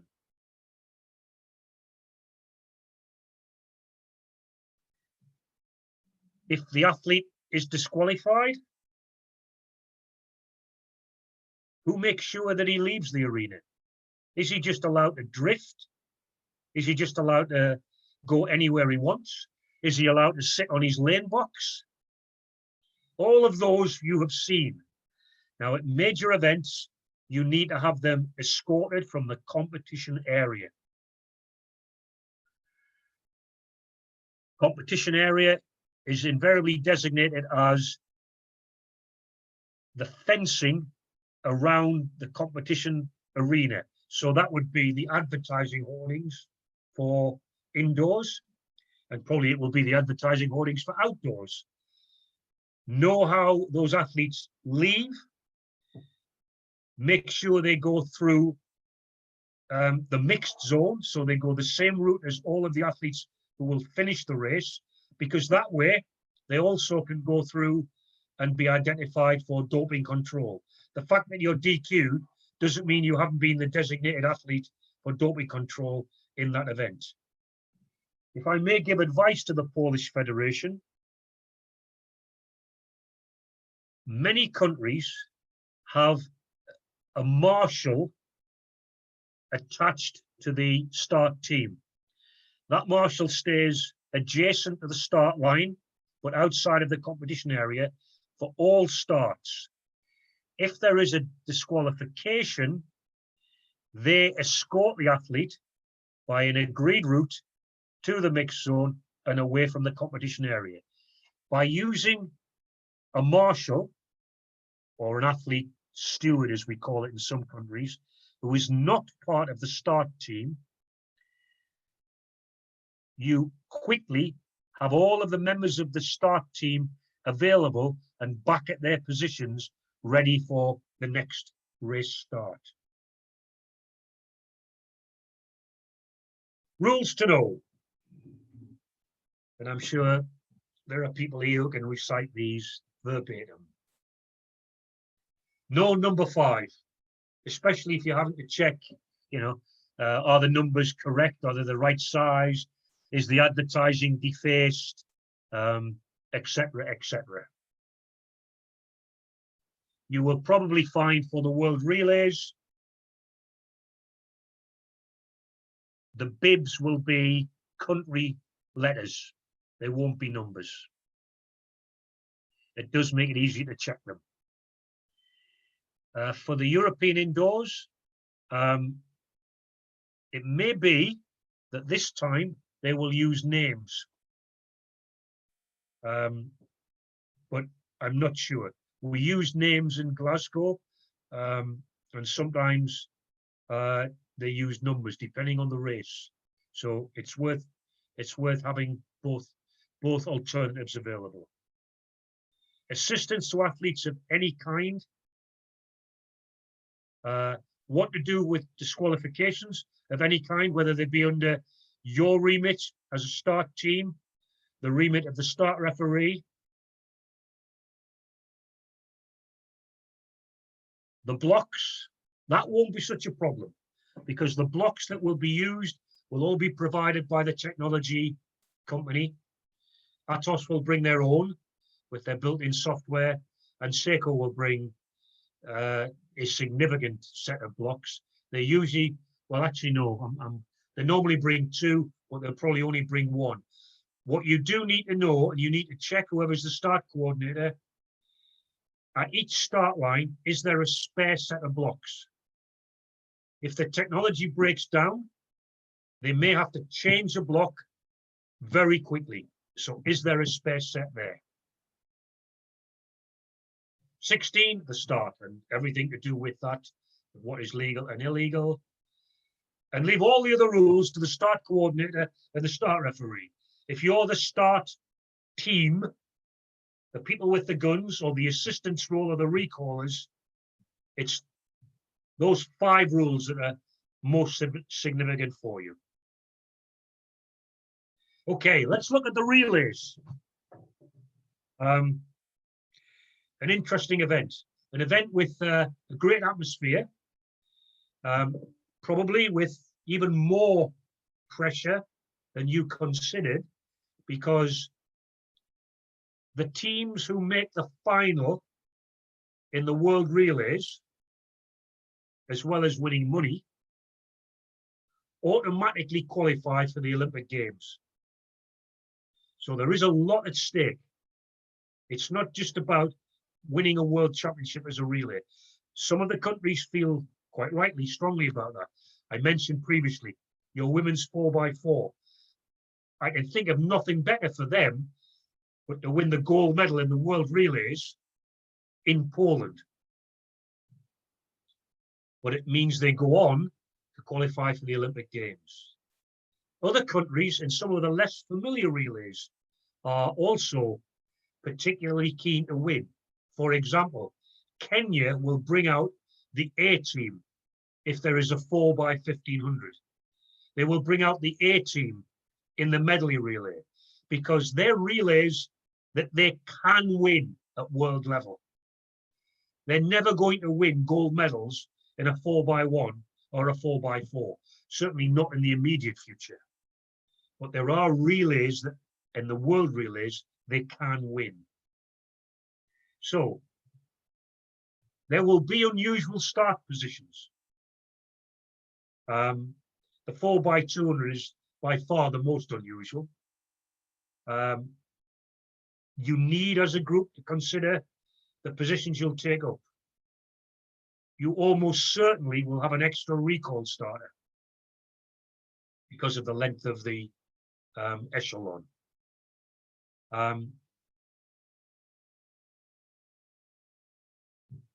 These are things that when you get the program, and please, it's remiss of me, I don't know whether the program has actually been finalized for the World Relays yet.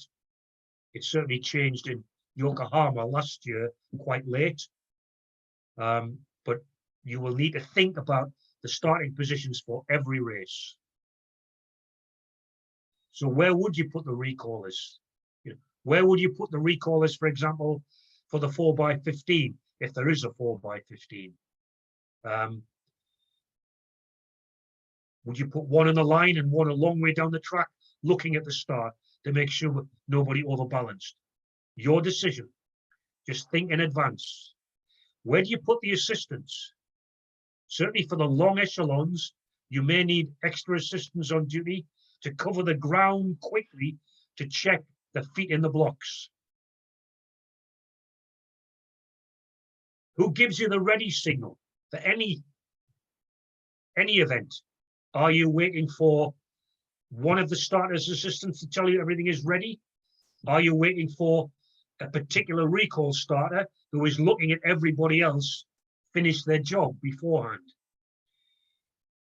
Who will tell you when to go? The ready signal is at 2 levels. Your recaller or your assistant tells you everything's okay to start. But will it be the start coordinator? Will it be a TV director who will be standing next to you? This all varies. I can tell you now that event presentation in the United Kingdom, it's the start coordinator who gets the signal from event presentation, and the start coordinator will then tell the starter, we go now. In other countries, it is someone from the television company who will be alongside the start team. I won't prejudice the best way to work. It's entirely up to Poland. It's very important that you do know who will give you that signal, and they're clear about that signal. And more importantly, they know where to stand to give you that signal. It's no good them wandering around and you looking for where they are. I'm pretty certain you might not have thought about this. For the World Relays and certainly the 4x4 indoor Europeans, the relay battens are really quite important because they're allocated by number to a lane, because the lane has a batten, has a chip in it by which they can time each leg individually. So if you gave lane 8 to the guy in lane 7, you would get 4 times, not related to the team that they think should have that baton. So it's really quite important as to who gives out those batons and then who collects them to give them out again.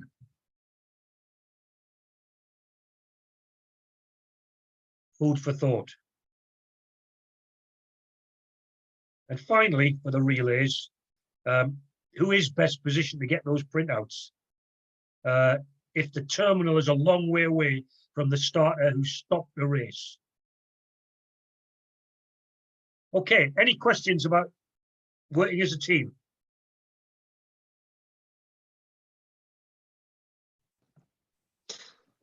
Alan, I will ask 2 questions that I received via chat. So the first one, what if there is a disqualification, but the athlete resists to leave the track and insists that he wants to take part in the rerun? How to behave, how to convince, or what is your advice on such situations? Well, it's a good question. First of all, let's be very clear. If the decision to disqualify an athlete is made, the start team have agreed it, and the start referee is not offering an alternative. In other words, the start referee also agrees. So, if the evidence is conclusive and the referee agrees with it, the athlete has no right to run under protest, which may be what your question really is asking about. If the start referee disagrees with the start decision, then the athlete has the right to run under protest, but carries the disqualification with them, and it will be reviewed by the jury of appeal at the end of the race. If an athlete refuses to leave the arena, the start referee will show a red card. Now, I need you to think about that.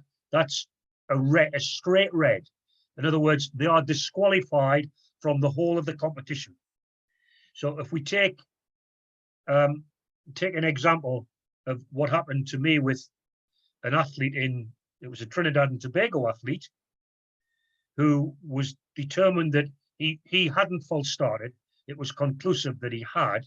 He wasn't going to leave the track until it was pointed out that if he was shown a red card, he would not be part of his team's 4x100 meter relay team. He left the track.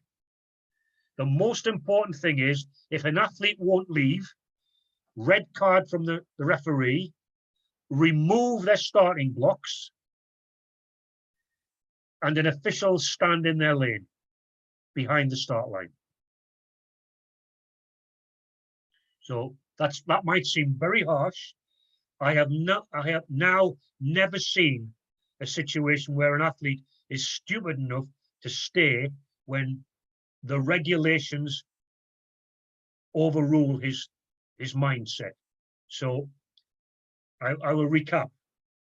If the starter says disqualification and the referee agrees, the athlete has no right to compete at all and no protest. If the referee disagrees with the start team, the referee can allow a run under protest. The disqualification stands until the jury of appeal overturns it. If the athlete won't leave the track, having been disqualified, remove their blocks, show a red card for a complete disqualification, remove their blocks and stand in their lane. And God forbid, but I have actually seen this happen in Jamaica. When an athlete wouldn't leave the track, they called security. I would hope nobody would ever be that stupid. Okay, Sebastian? Thank you Next very much. question. The other question, in Poland, we are quite used to using a whistle to give a signal to the athletes that they should get ready for the start. Do you think this should also be continued at those major events next year, or should we rather not? Okay, right. Okay, my advice to you would be don't use it. Right, and the reason I say that is this. First of all, for the indoor event, they all will come out on the track ready to run anyway. So you don't need a signal to tell them to get their tracksuits off, for example. What you need are starters assistants who tell them to line up now, gentlemen, please. For the relays, it's exactly the same. They will come out possibly with tracksuits on, depending on what the weather is like. But you should be telling them, gentlemen, get ready now. Actually, don't blow a whistle. Tell them, get in their face. If there are 8 athletes, a couple of starters assistants do that. Keep them up to speed. Television don't like noises that they're not sure of. Now, for example, in the United Kingdom, we blow a whistle to alert the timekeepers. For televised events, we're not allowed to do that. So my advice would be, don't use your whistle, do it verbally. That gives you much greater hands-on control. Thank you very much. Any other questions from you?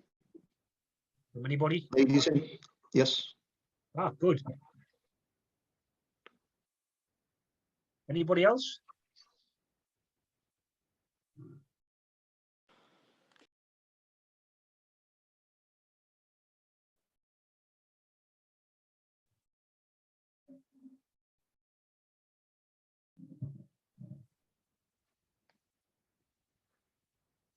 It seems not, Alan.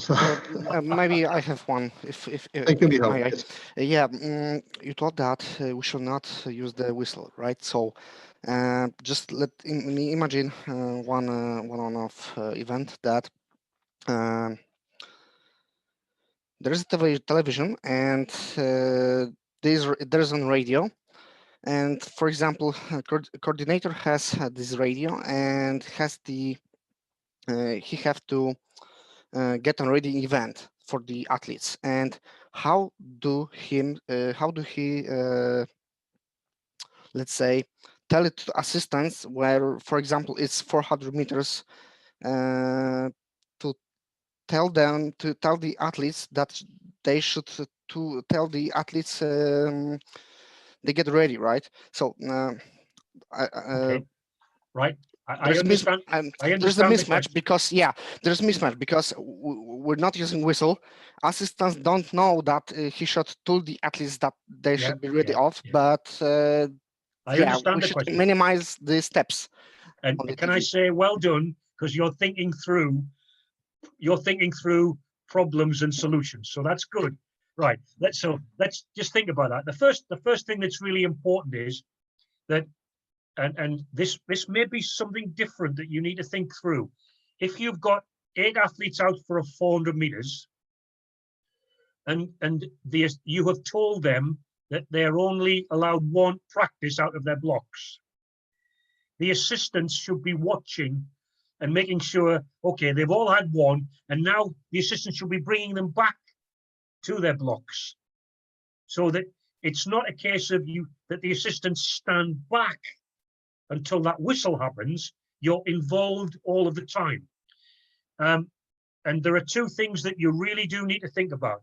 The first one is you all need to be aware of the timetable. If you know that the athletes have to be lined up 3 minutes before the gun, we'll say the gun is going at 10:30. You need the athletes lined up at 10:27. If you are a member of the start team, you have all got that time on your watch. You don't need a whistle to tell you that it's 10:27. So that's my first point. And my second point, and I don't know who will be your start coordinator, but whoever they are will be some of your senior officials. Where they position themselves is really quite important. If it's a 400 meters, the best place for the coordinator before the race lines up is somewhere around lane 5, outside of lane 5, so they can see everything that's happening. They get the radio call that says, line the athletes up. He, the coordinator, can then, he's got everybody in his view close to line everybody up. He can then walk to be next to the starter. So, you know, it's about, and I think this may be the big difference for some of you in Poland, it's about being in control of the athletes from the moment they appear. I suppose what I'm saying is, don't trust an athlete. An athlete will take 10 minutes to set his blocks if you let him.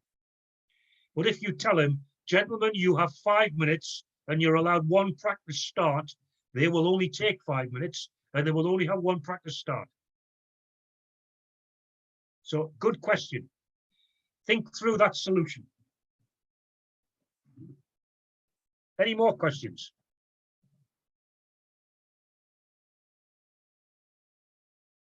Okay, right, I'm going to move on to COVID. I have to say this was very difficult for me. Difficult because none of us have ever had to work under such strange circumstances. And the circumstances are different in so many different countries. And we don't know what the world will be like next March or April. Hopefully it's a better place. So what I've done is I've looked at what some countries are doing that have had competitions, and some have.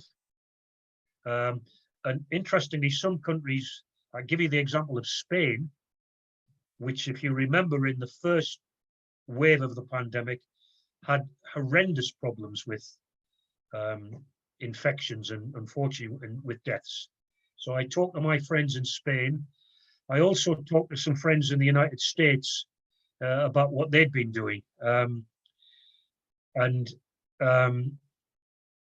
come up with a set of guidelines that I hope help you, but more importantly, try to put it into context about what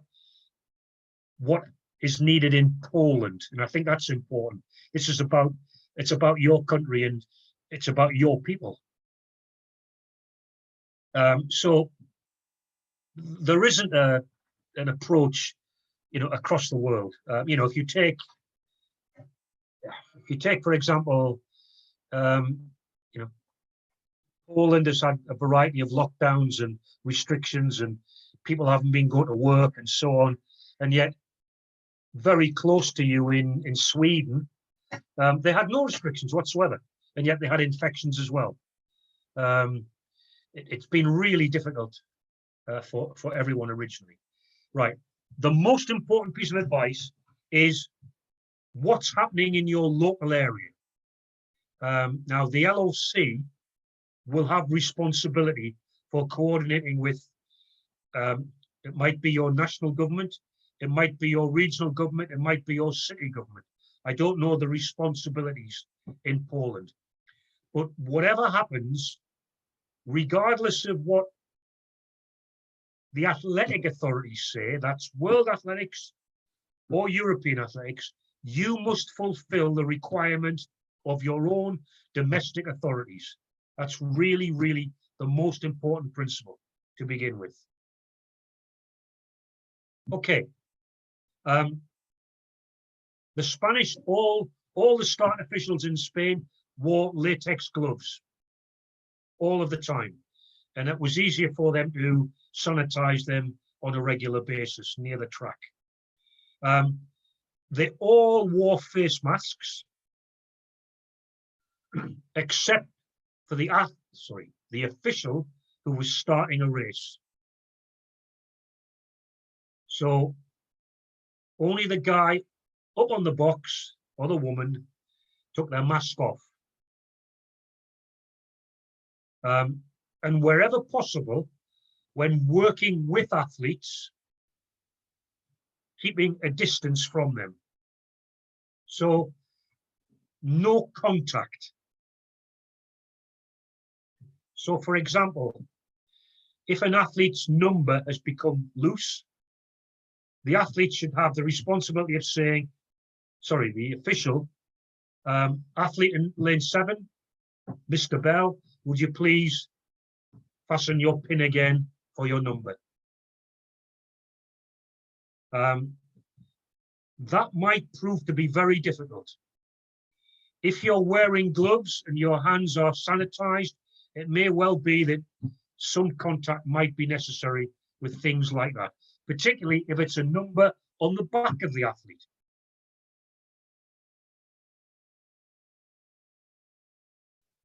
Okay.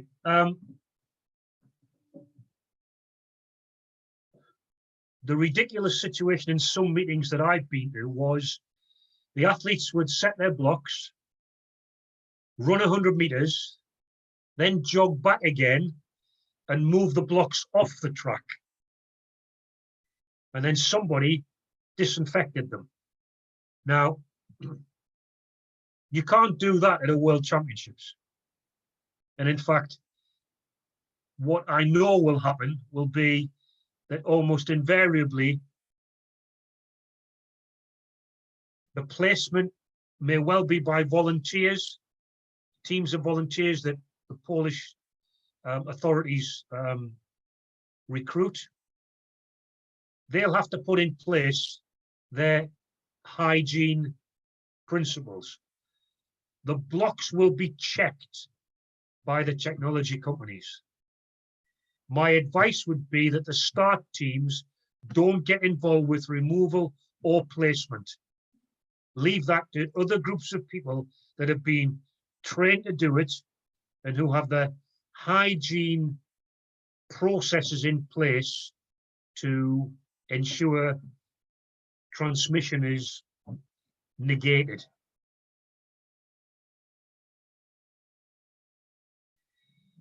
Your biggest problem might well be that the athletes are used to totally different regimes. It may be that you'll get, for example, athletes from European countries might come from the call room still wearing a mask.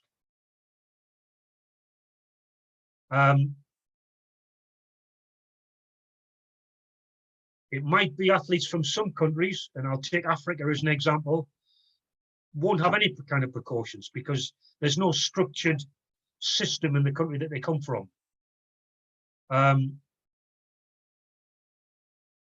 I would advise you that if the athletes come wearing masks onto the track, there is some sort of bucket, receptacle, bag, which you can collect those masks into.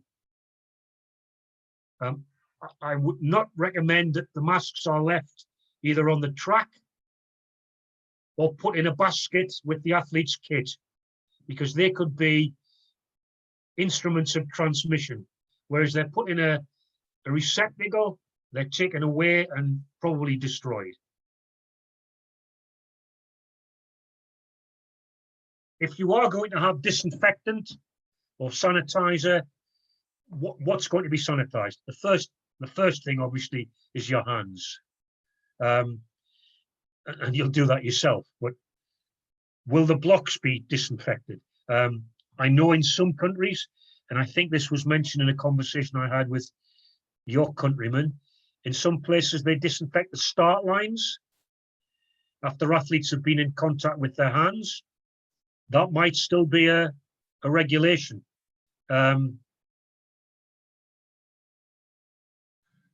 My opinion is the start team shouldn't get involved in that. If start lines are going to be disinfected, I think there should be people there who are operational in that area. I might be wrong. That might have to go back to what your LOC decide.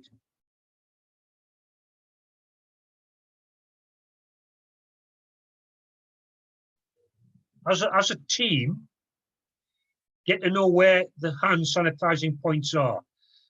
If you have any influence on that, I would suggest there's certainly one at every point of entry to the track, so that, for example, for the indoor, there's probably only going to be one point of entry. Have a sanitizing station there. So every time you go onto the track, if you wish to, you can sanitize your hands. If for the relay, there are 3 entry points, and they may well be at the 100-meter start line, the 200-meter start line, and the 1500-meter start line for the relays. Have a sanitizing point there for officials. It's really important that you have your hands sanitized as a team, because if you think about it, you may well be handing equipment around between you. So far, all I've worried about has been your relationship with athletes and infection there. But it has to be said, you have to be careful about how you interact within your team together. So if you're handing on a recall gun, or you're handing on a radio, or you're handing on the Seiko electronic gun, if your hands have been sanitized, the risk of cross-infection, if infection exists, is limited.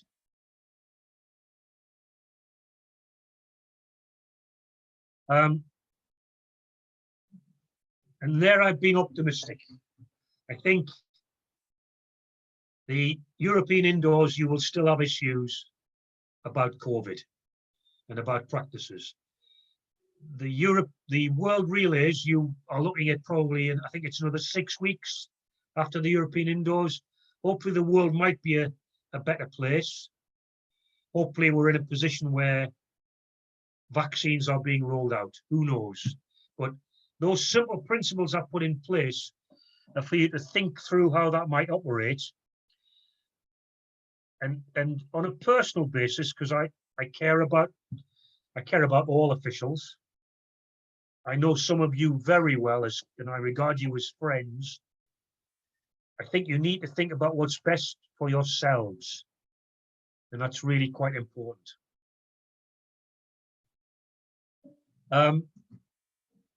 That really brings me to the end of the formal presentation. I had given myself 30 minutes, sorry, up to 30 minutes, if you wish to ask any questions. So I think what I'll do now is I'll stop sharing,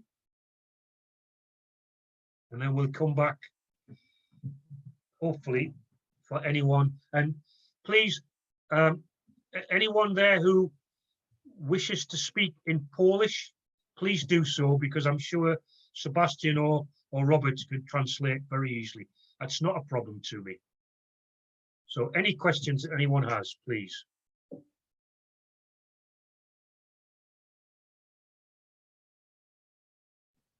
So it's me again, Alan. Sorry for that. No problem. On behalf of my colleagues, if there is a disqualification and the athlete makes an immediate oral protest, what is your advice? Is it better that the referee approaches the athlete at his starting blocks, or should the assistant or the person that showed the DQ to the athlete should invite the athlete to approach the referee on the side of the track? Right, 2 things. The first one is, that if an athlete rejects a disqualification, that is an issue for the referee. And I'd like you to think, I'm going to explain why that's the logic. You have made a decision as a start team.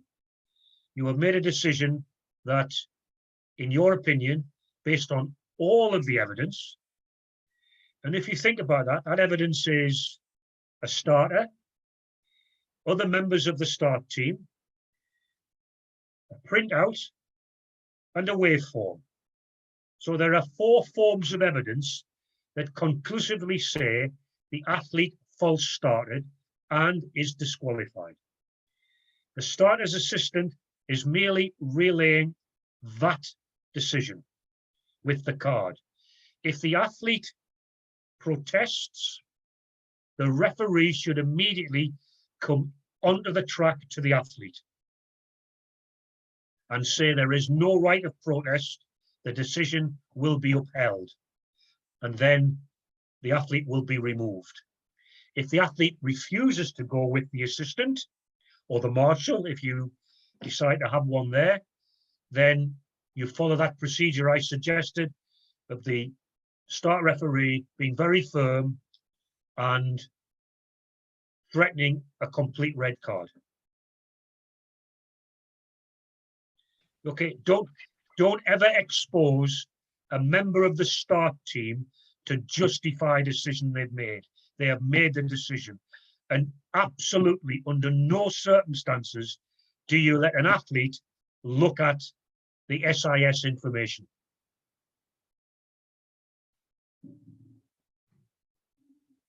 Okay. Thank you very much.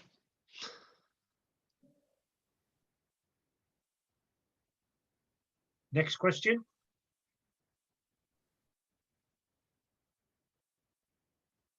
Well, yeah, basically, if I can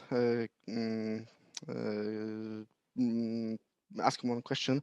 The question is, why the minimum of 100 of milliseconds delay is required? Yes, I know it's hot topic, and probably it's not the first time that you hear that question.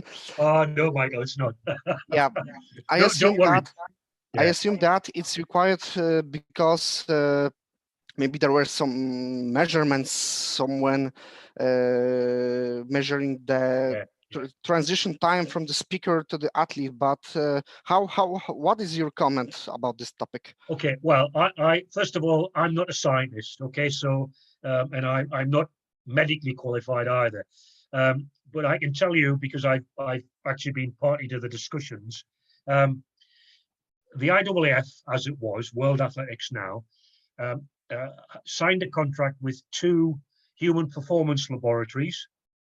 One of them is the University of Hamburg in Germany, and the other is a human performance laboratory in Helsinki in Finland. And essentially they were asked to measure the ultimate rate of human reaction. Now there is a subtle difference. Reflex is under 0.1 of a second. For example, your finger moving away from when you burn it, that's a reflex. Reaction to an auditory signal, i.e. a noise, has never been measured at less than 0.1 of a second by those human performance laboratories. And so that was regarded as the measure by which an athlete could react to the signal, i.e. a gun, and translate that signal into a muscular reaction and pushing off the blocks. And that was actually measured initially in 1993 and has been tested every year since using a whole range of people, people like you and I, but also using top-class, world-class athletes in a number of situations. So that's the logic behind it. I don't defend it. I accept it because I don't understand it. But I think the other thing that's important is we as starters would have a hell of a job if there wasn't a legal limit. There has to be a line drawn somewhere, I think. Otherwise, we would have an almost impossible job knowing or judging anticipation and legality. So that might not be a satisfactory answer for you, but at least it's an explanation. Thanks. So, Alan, let me be a bit provocative on this. Early on, you mentioned that in a start situation where none of the starters observed a Yes. false start, Correct. a slow motion does not show a false start, but Correct. only the cease indicates, yes, the reaction was too quick, like Yes. 0.094. Yeah. But in the view of the referee and the starter, the waveform clearly indicates commencement of start. Correct. And if I understood you correct, you mentioned you would not disqualify an athlete Correct. in such a case. And let me again emphasize that. And this is a mindset that, and I'm not including anyone in this audience in this, but I think you need to think through that for a number of years, starters around the world became almost indoctrinated with the opinion that if the machine said it was a false start, it must be a false start. No other explanation. The athlete false started. Now, there are many, many circumstances where an athlete might move but doesn't false start. And there are also circumstances where minuscule movement is detected but gave the athlete no advantage whatsoever. And my decision in that particular instant, and I've only done this twice in my career, but it was based upon the following. One, I didn't see it, right? Two, three other recallers didn't see it. The referee didn't see it. And the start information system gave us such a marginal indication. We were of the view that the overwhelming evidence was the human opinion. Slow motion didn't show a movement. And we decided that the evidence was in the favor of the athlete. Now, that's why it's now called a start information system.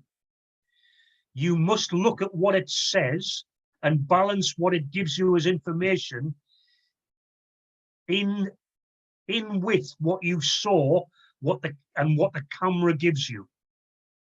And I think that's really important. It gives the ownership of the decision back to the start team. And if you think about that, colleagues,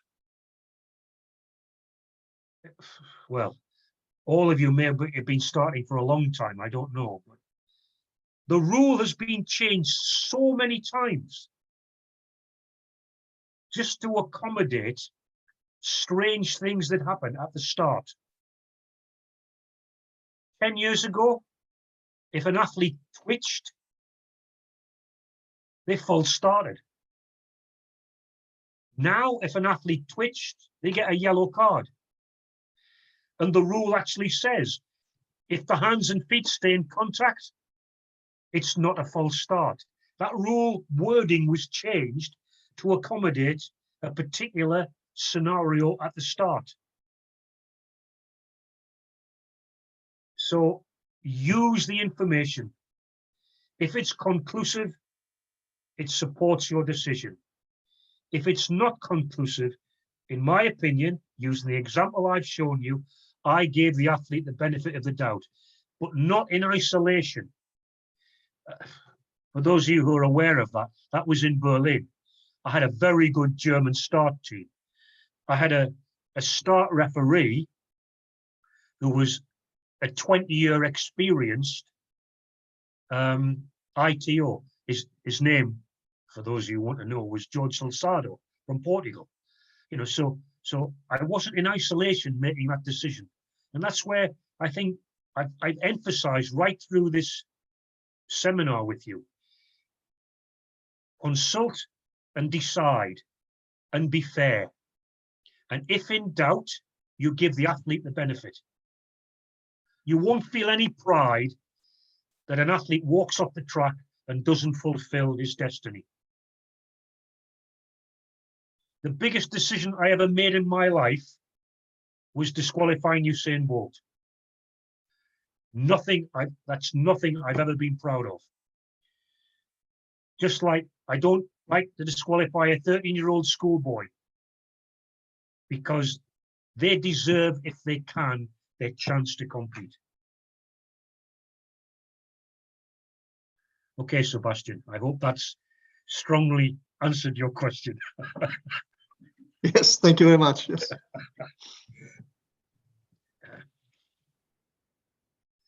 Any more questions from anyone?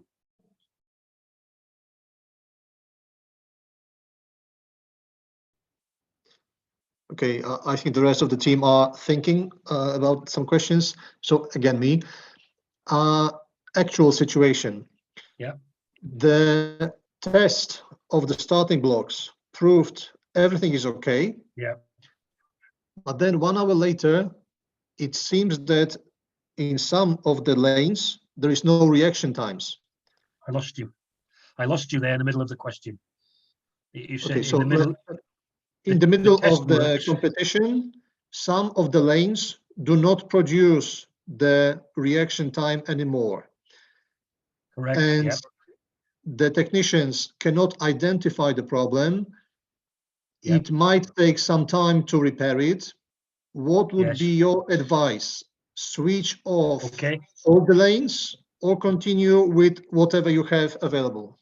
Okay. Well, first of all, you cannot continue without full coverage, because that's unfair on the athletes whose blocks are working, because you can't detect a false start in the blocks that aren't working, if you follow me. So it either has to be all the blocks or none of the blocks. So the question is this, the answer is this. First of all, the referee will be part of the discussion that the SIS is not functioning correctly. It's for the referee to ask the competition director about the decision. If, we'll say Atos, tell you it will take them 20 minutes to renew the cables, competition director then must make a decision, okay, we go without SIS. And if you go without SIS, you go totally visual with starter and recallers and referee watching the start. The decision is not made at the start line, it's made at the management level for the whole meeting. But if I can give you a, what's the word to use? A scenario that might be helpful. So if we have a 60 meters and we have 9 lanes out, and you know that one lane is not working, a scenario could be to ask the competition director to move an athlete into a lane where the blocks are functioning correctly. In other words, come up with a solution. And that might mean a new lane draw being made, or at least photo finish, an event presentation being told about an athlete changing lanes. That's not ideal, but it keeps the meeting on time, and it means everyone is in a lane where the blocks are working correctly. European athletics are very sensitive when the SIS does not work correctly. Those of you who might remember in 2017 in Belgrade, they had 23 false start indications in the 60 meters. 4 of which were actually detected visually by the start team. The others were to do with block movement on a wooden floor. Okay, so if you can imagine, the blocks were moving on a sprung wooden floor, and Atos had not taken that into account when they calibrated the blocks. So the last 2 days of the European indoors in Belgrade, there was no SIS at all. So I hope that answers the question. If it's going to be switched off, upstairs makes that decision. Clear. Thank you. Any more questions? I think everyone wants to go to supper early.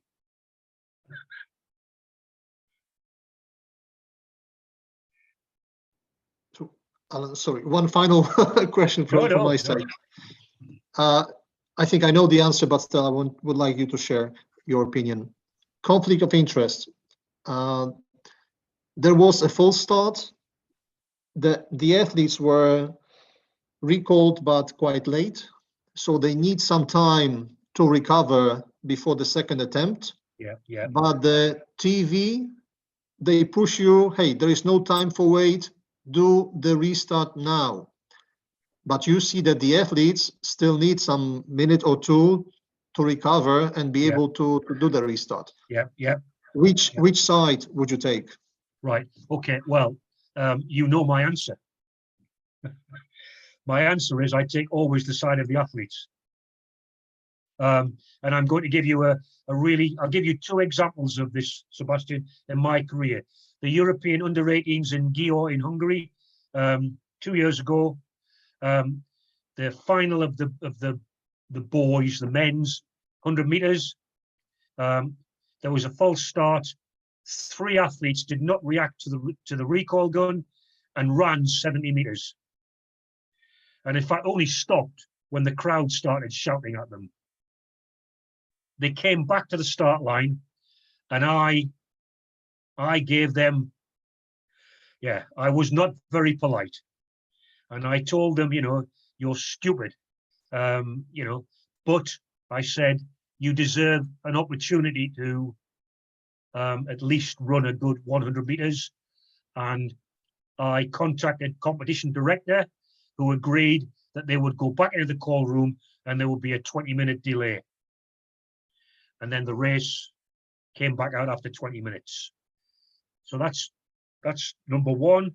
Number 2 would be when Bolt was disqualified, all hell broke loose in the stadium.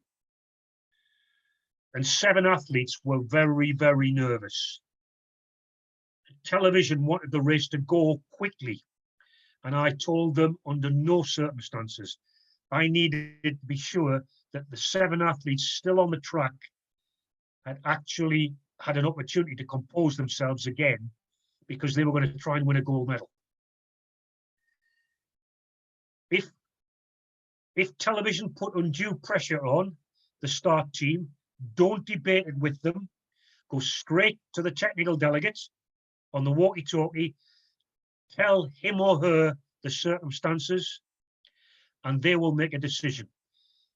To take a race off the track doesn't delay the meeting.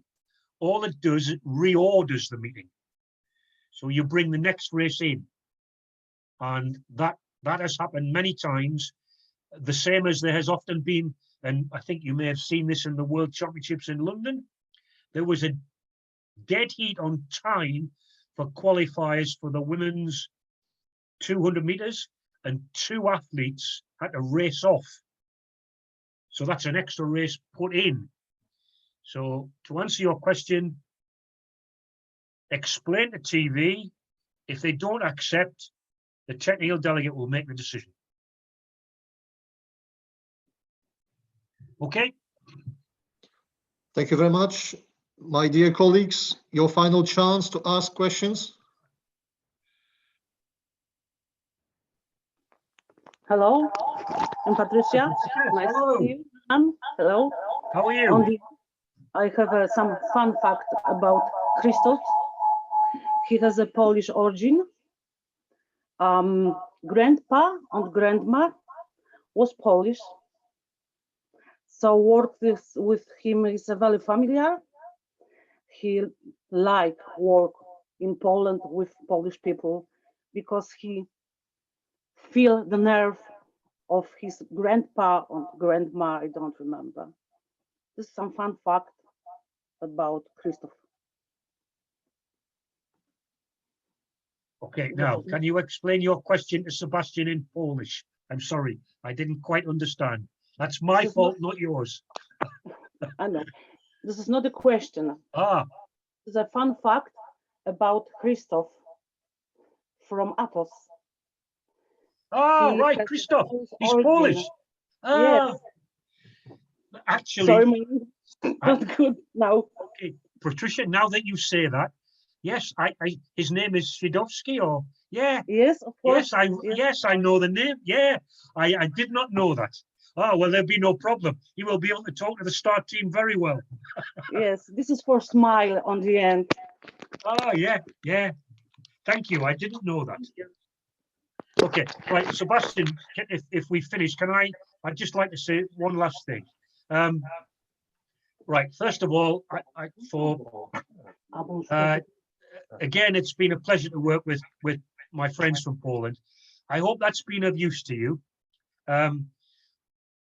All of you are experienced starters. Your federation has a lot of faith in you to be able to deliver at not only at national level, but now you have a chance to show that Poland can perform again on the world stage. I have every faith in that. I think what you need to think about above everything else is the things that you do well individually and collectively as teams, continue to do. Would also be open enough to know there are things that we can adjust that make us better suited to working at the highest level. If you do that, I have absolutely no doubt I'll be watching on television next year and saying, hey, the Poles don't do a bad job. And I'd just like to say thank you for listening and good luck to all of you.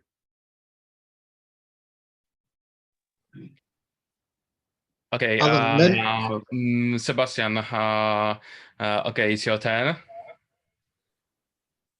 Thank you. I just wanted to say a big thank you, Alan, for your time, for your continuous effort to support all the Polish starters in our development. Thank you, my dear colleagues, for participation. We will have another chance to have a webinar. I think still this year. I will put you some information about this. Thank you once again, Philip. Now back to you.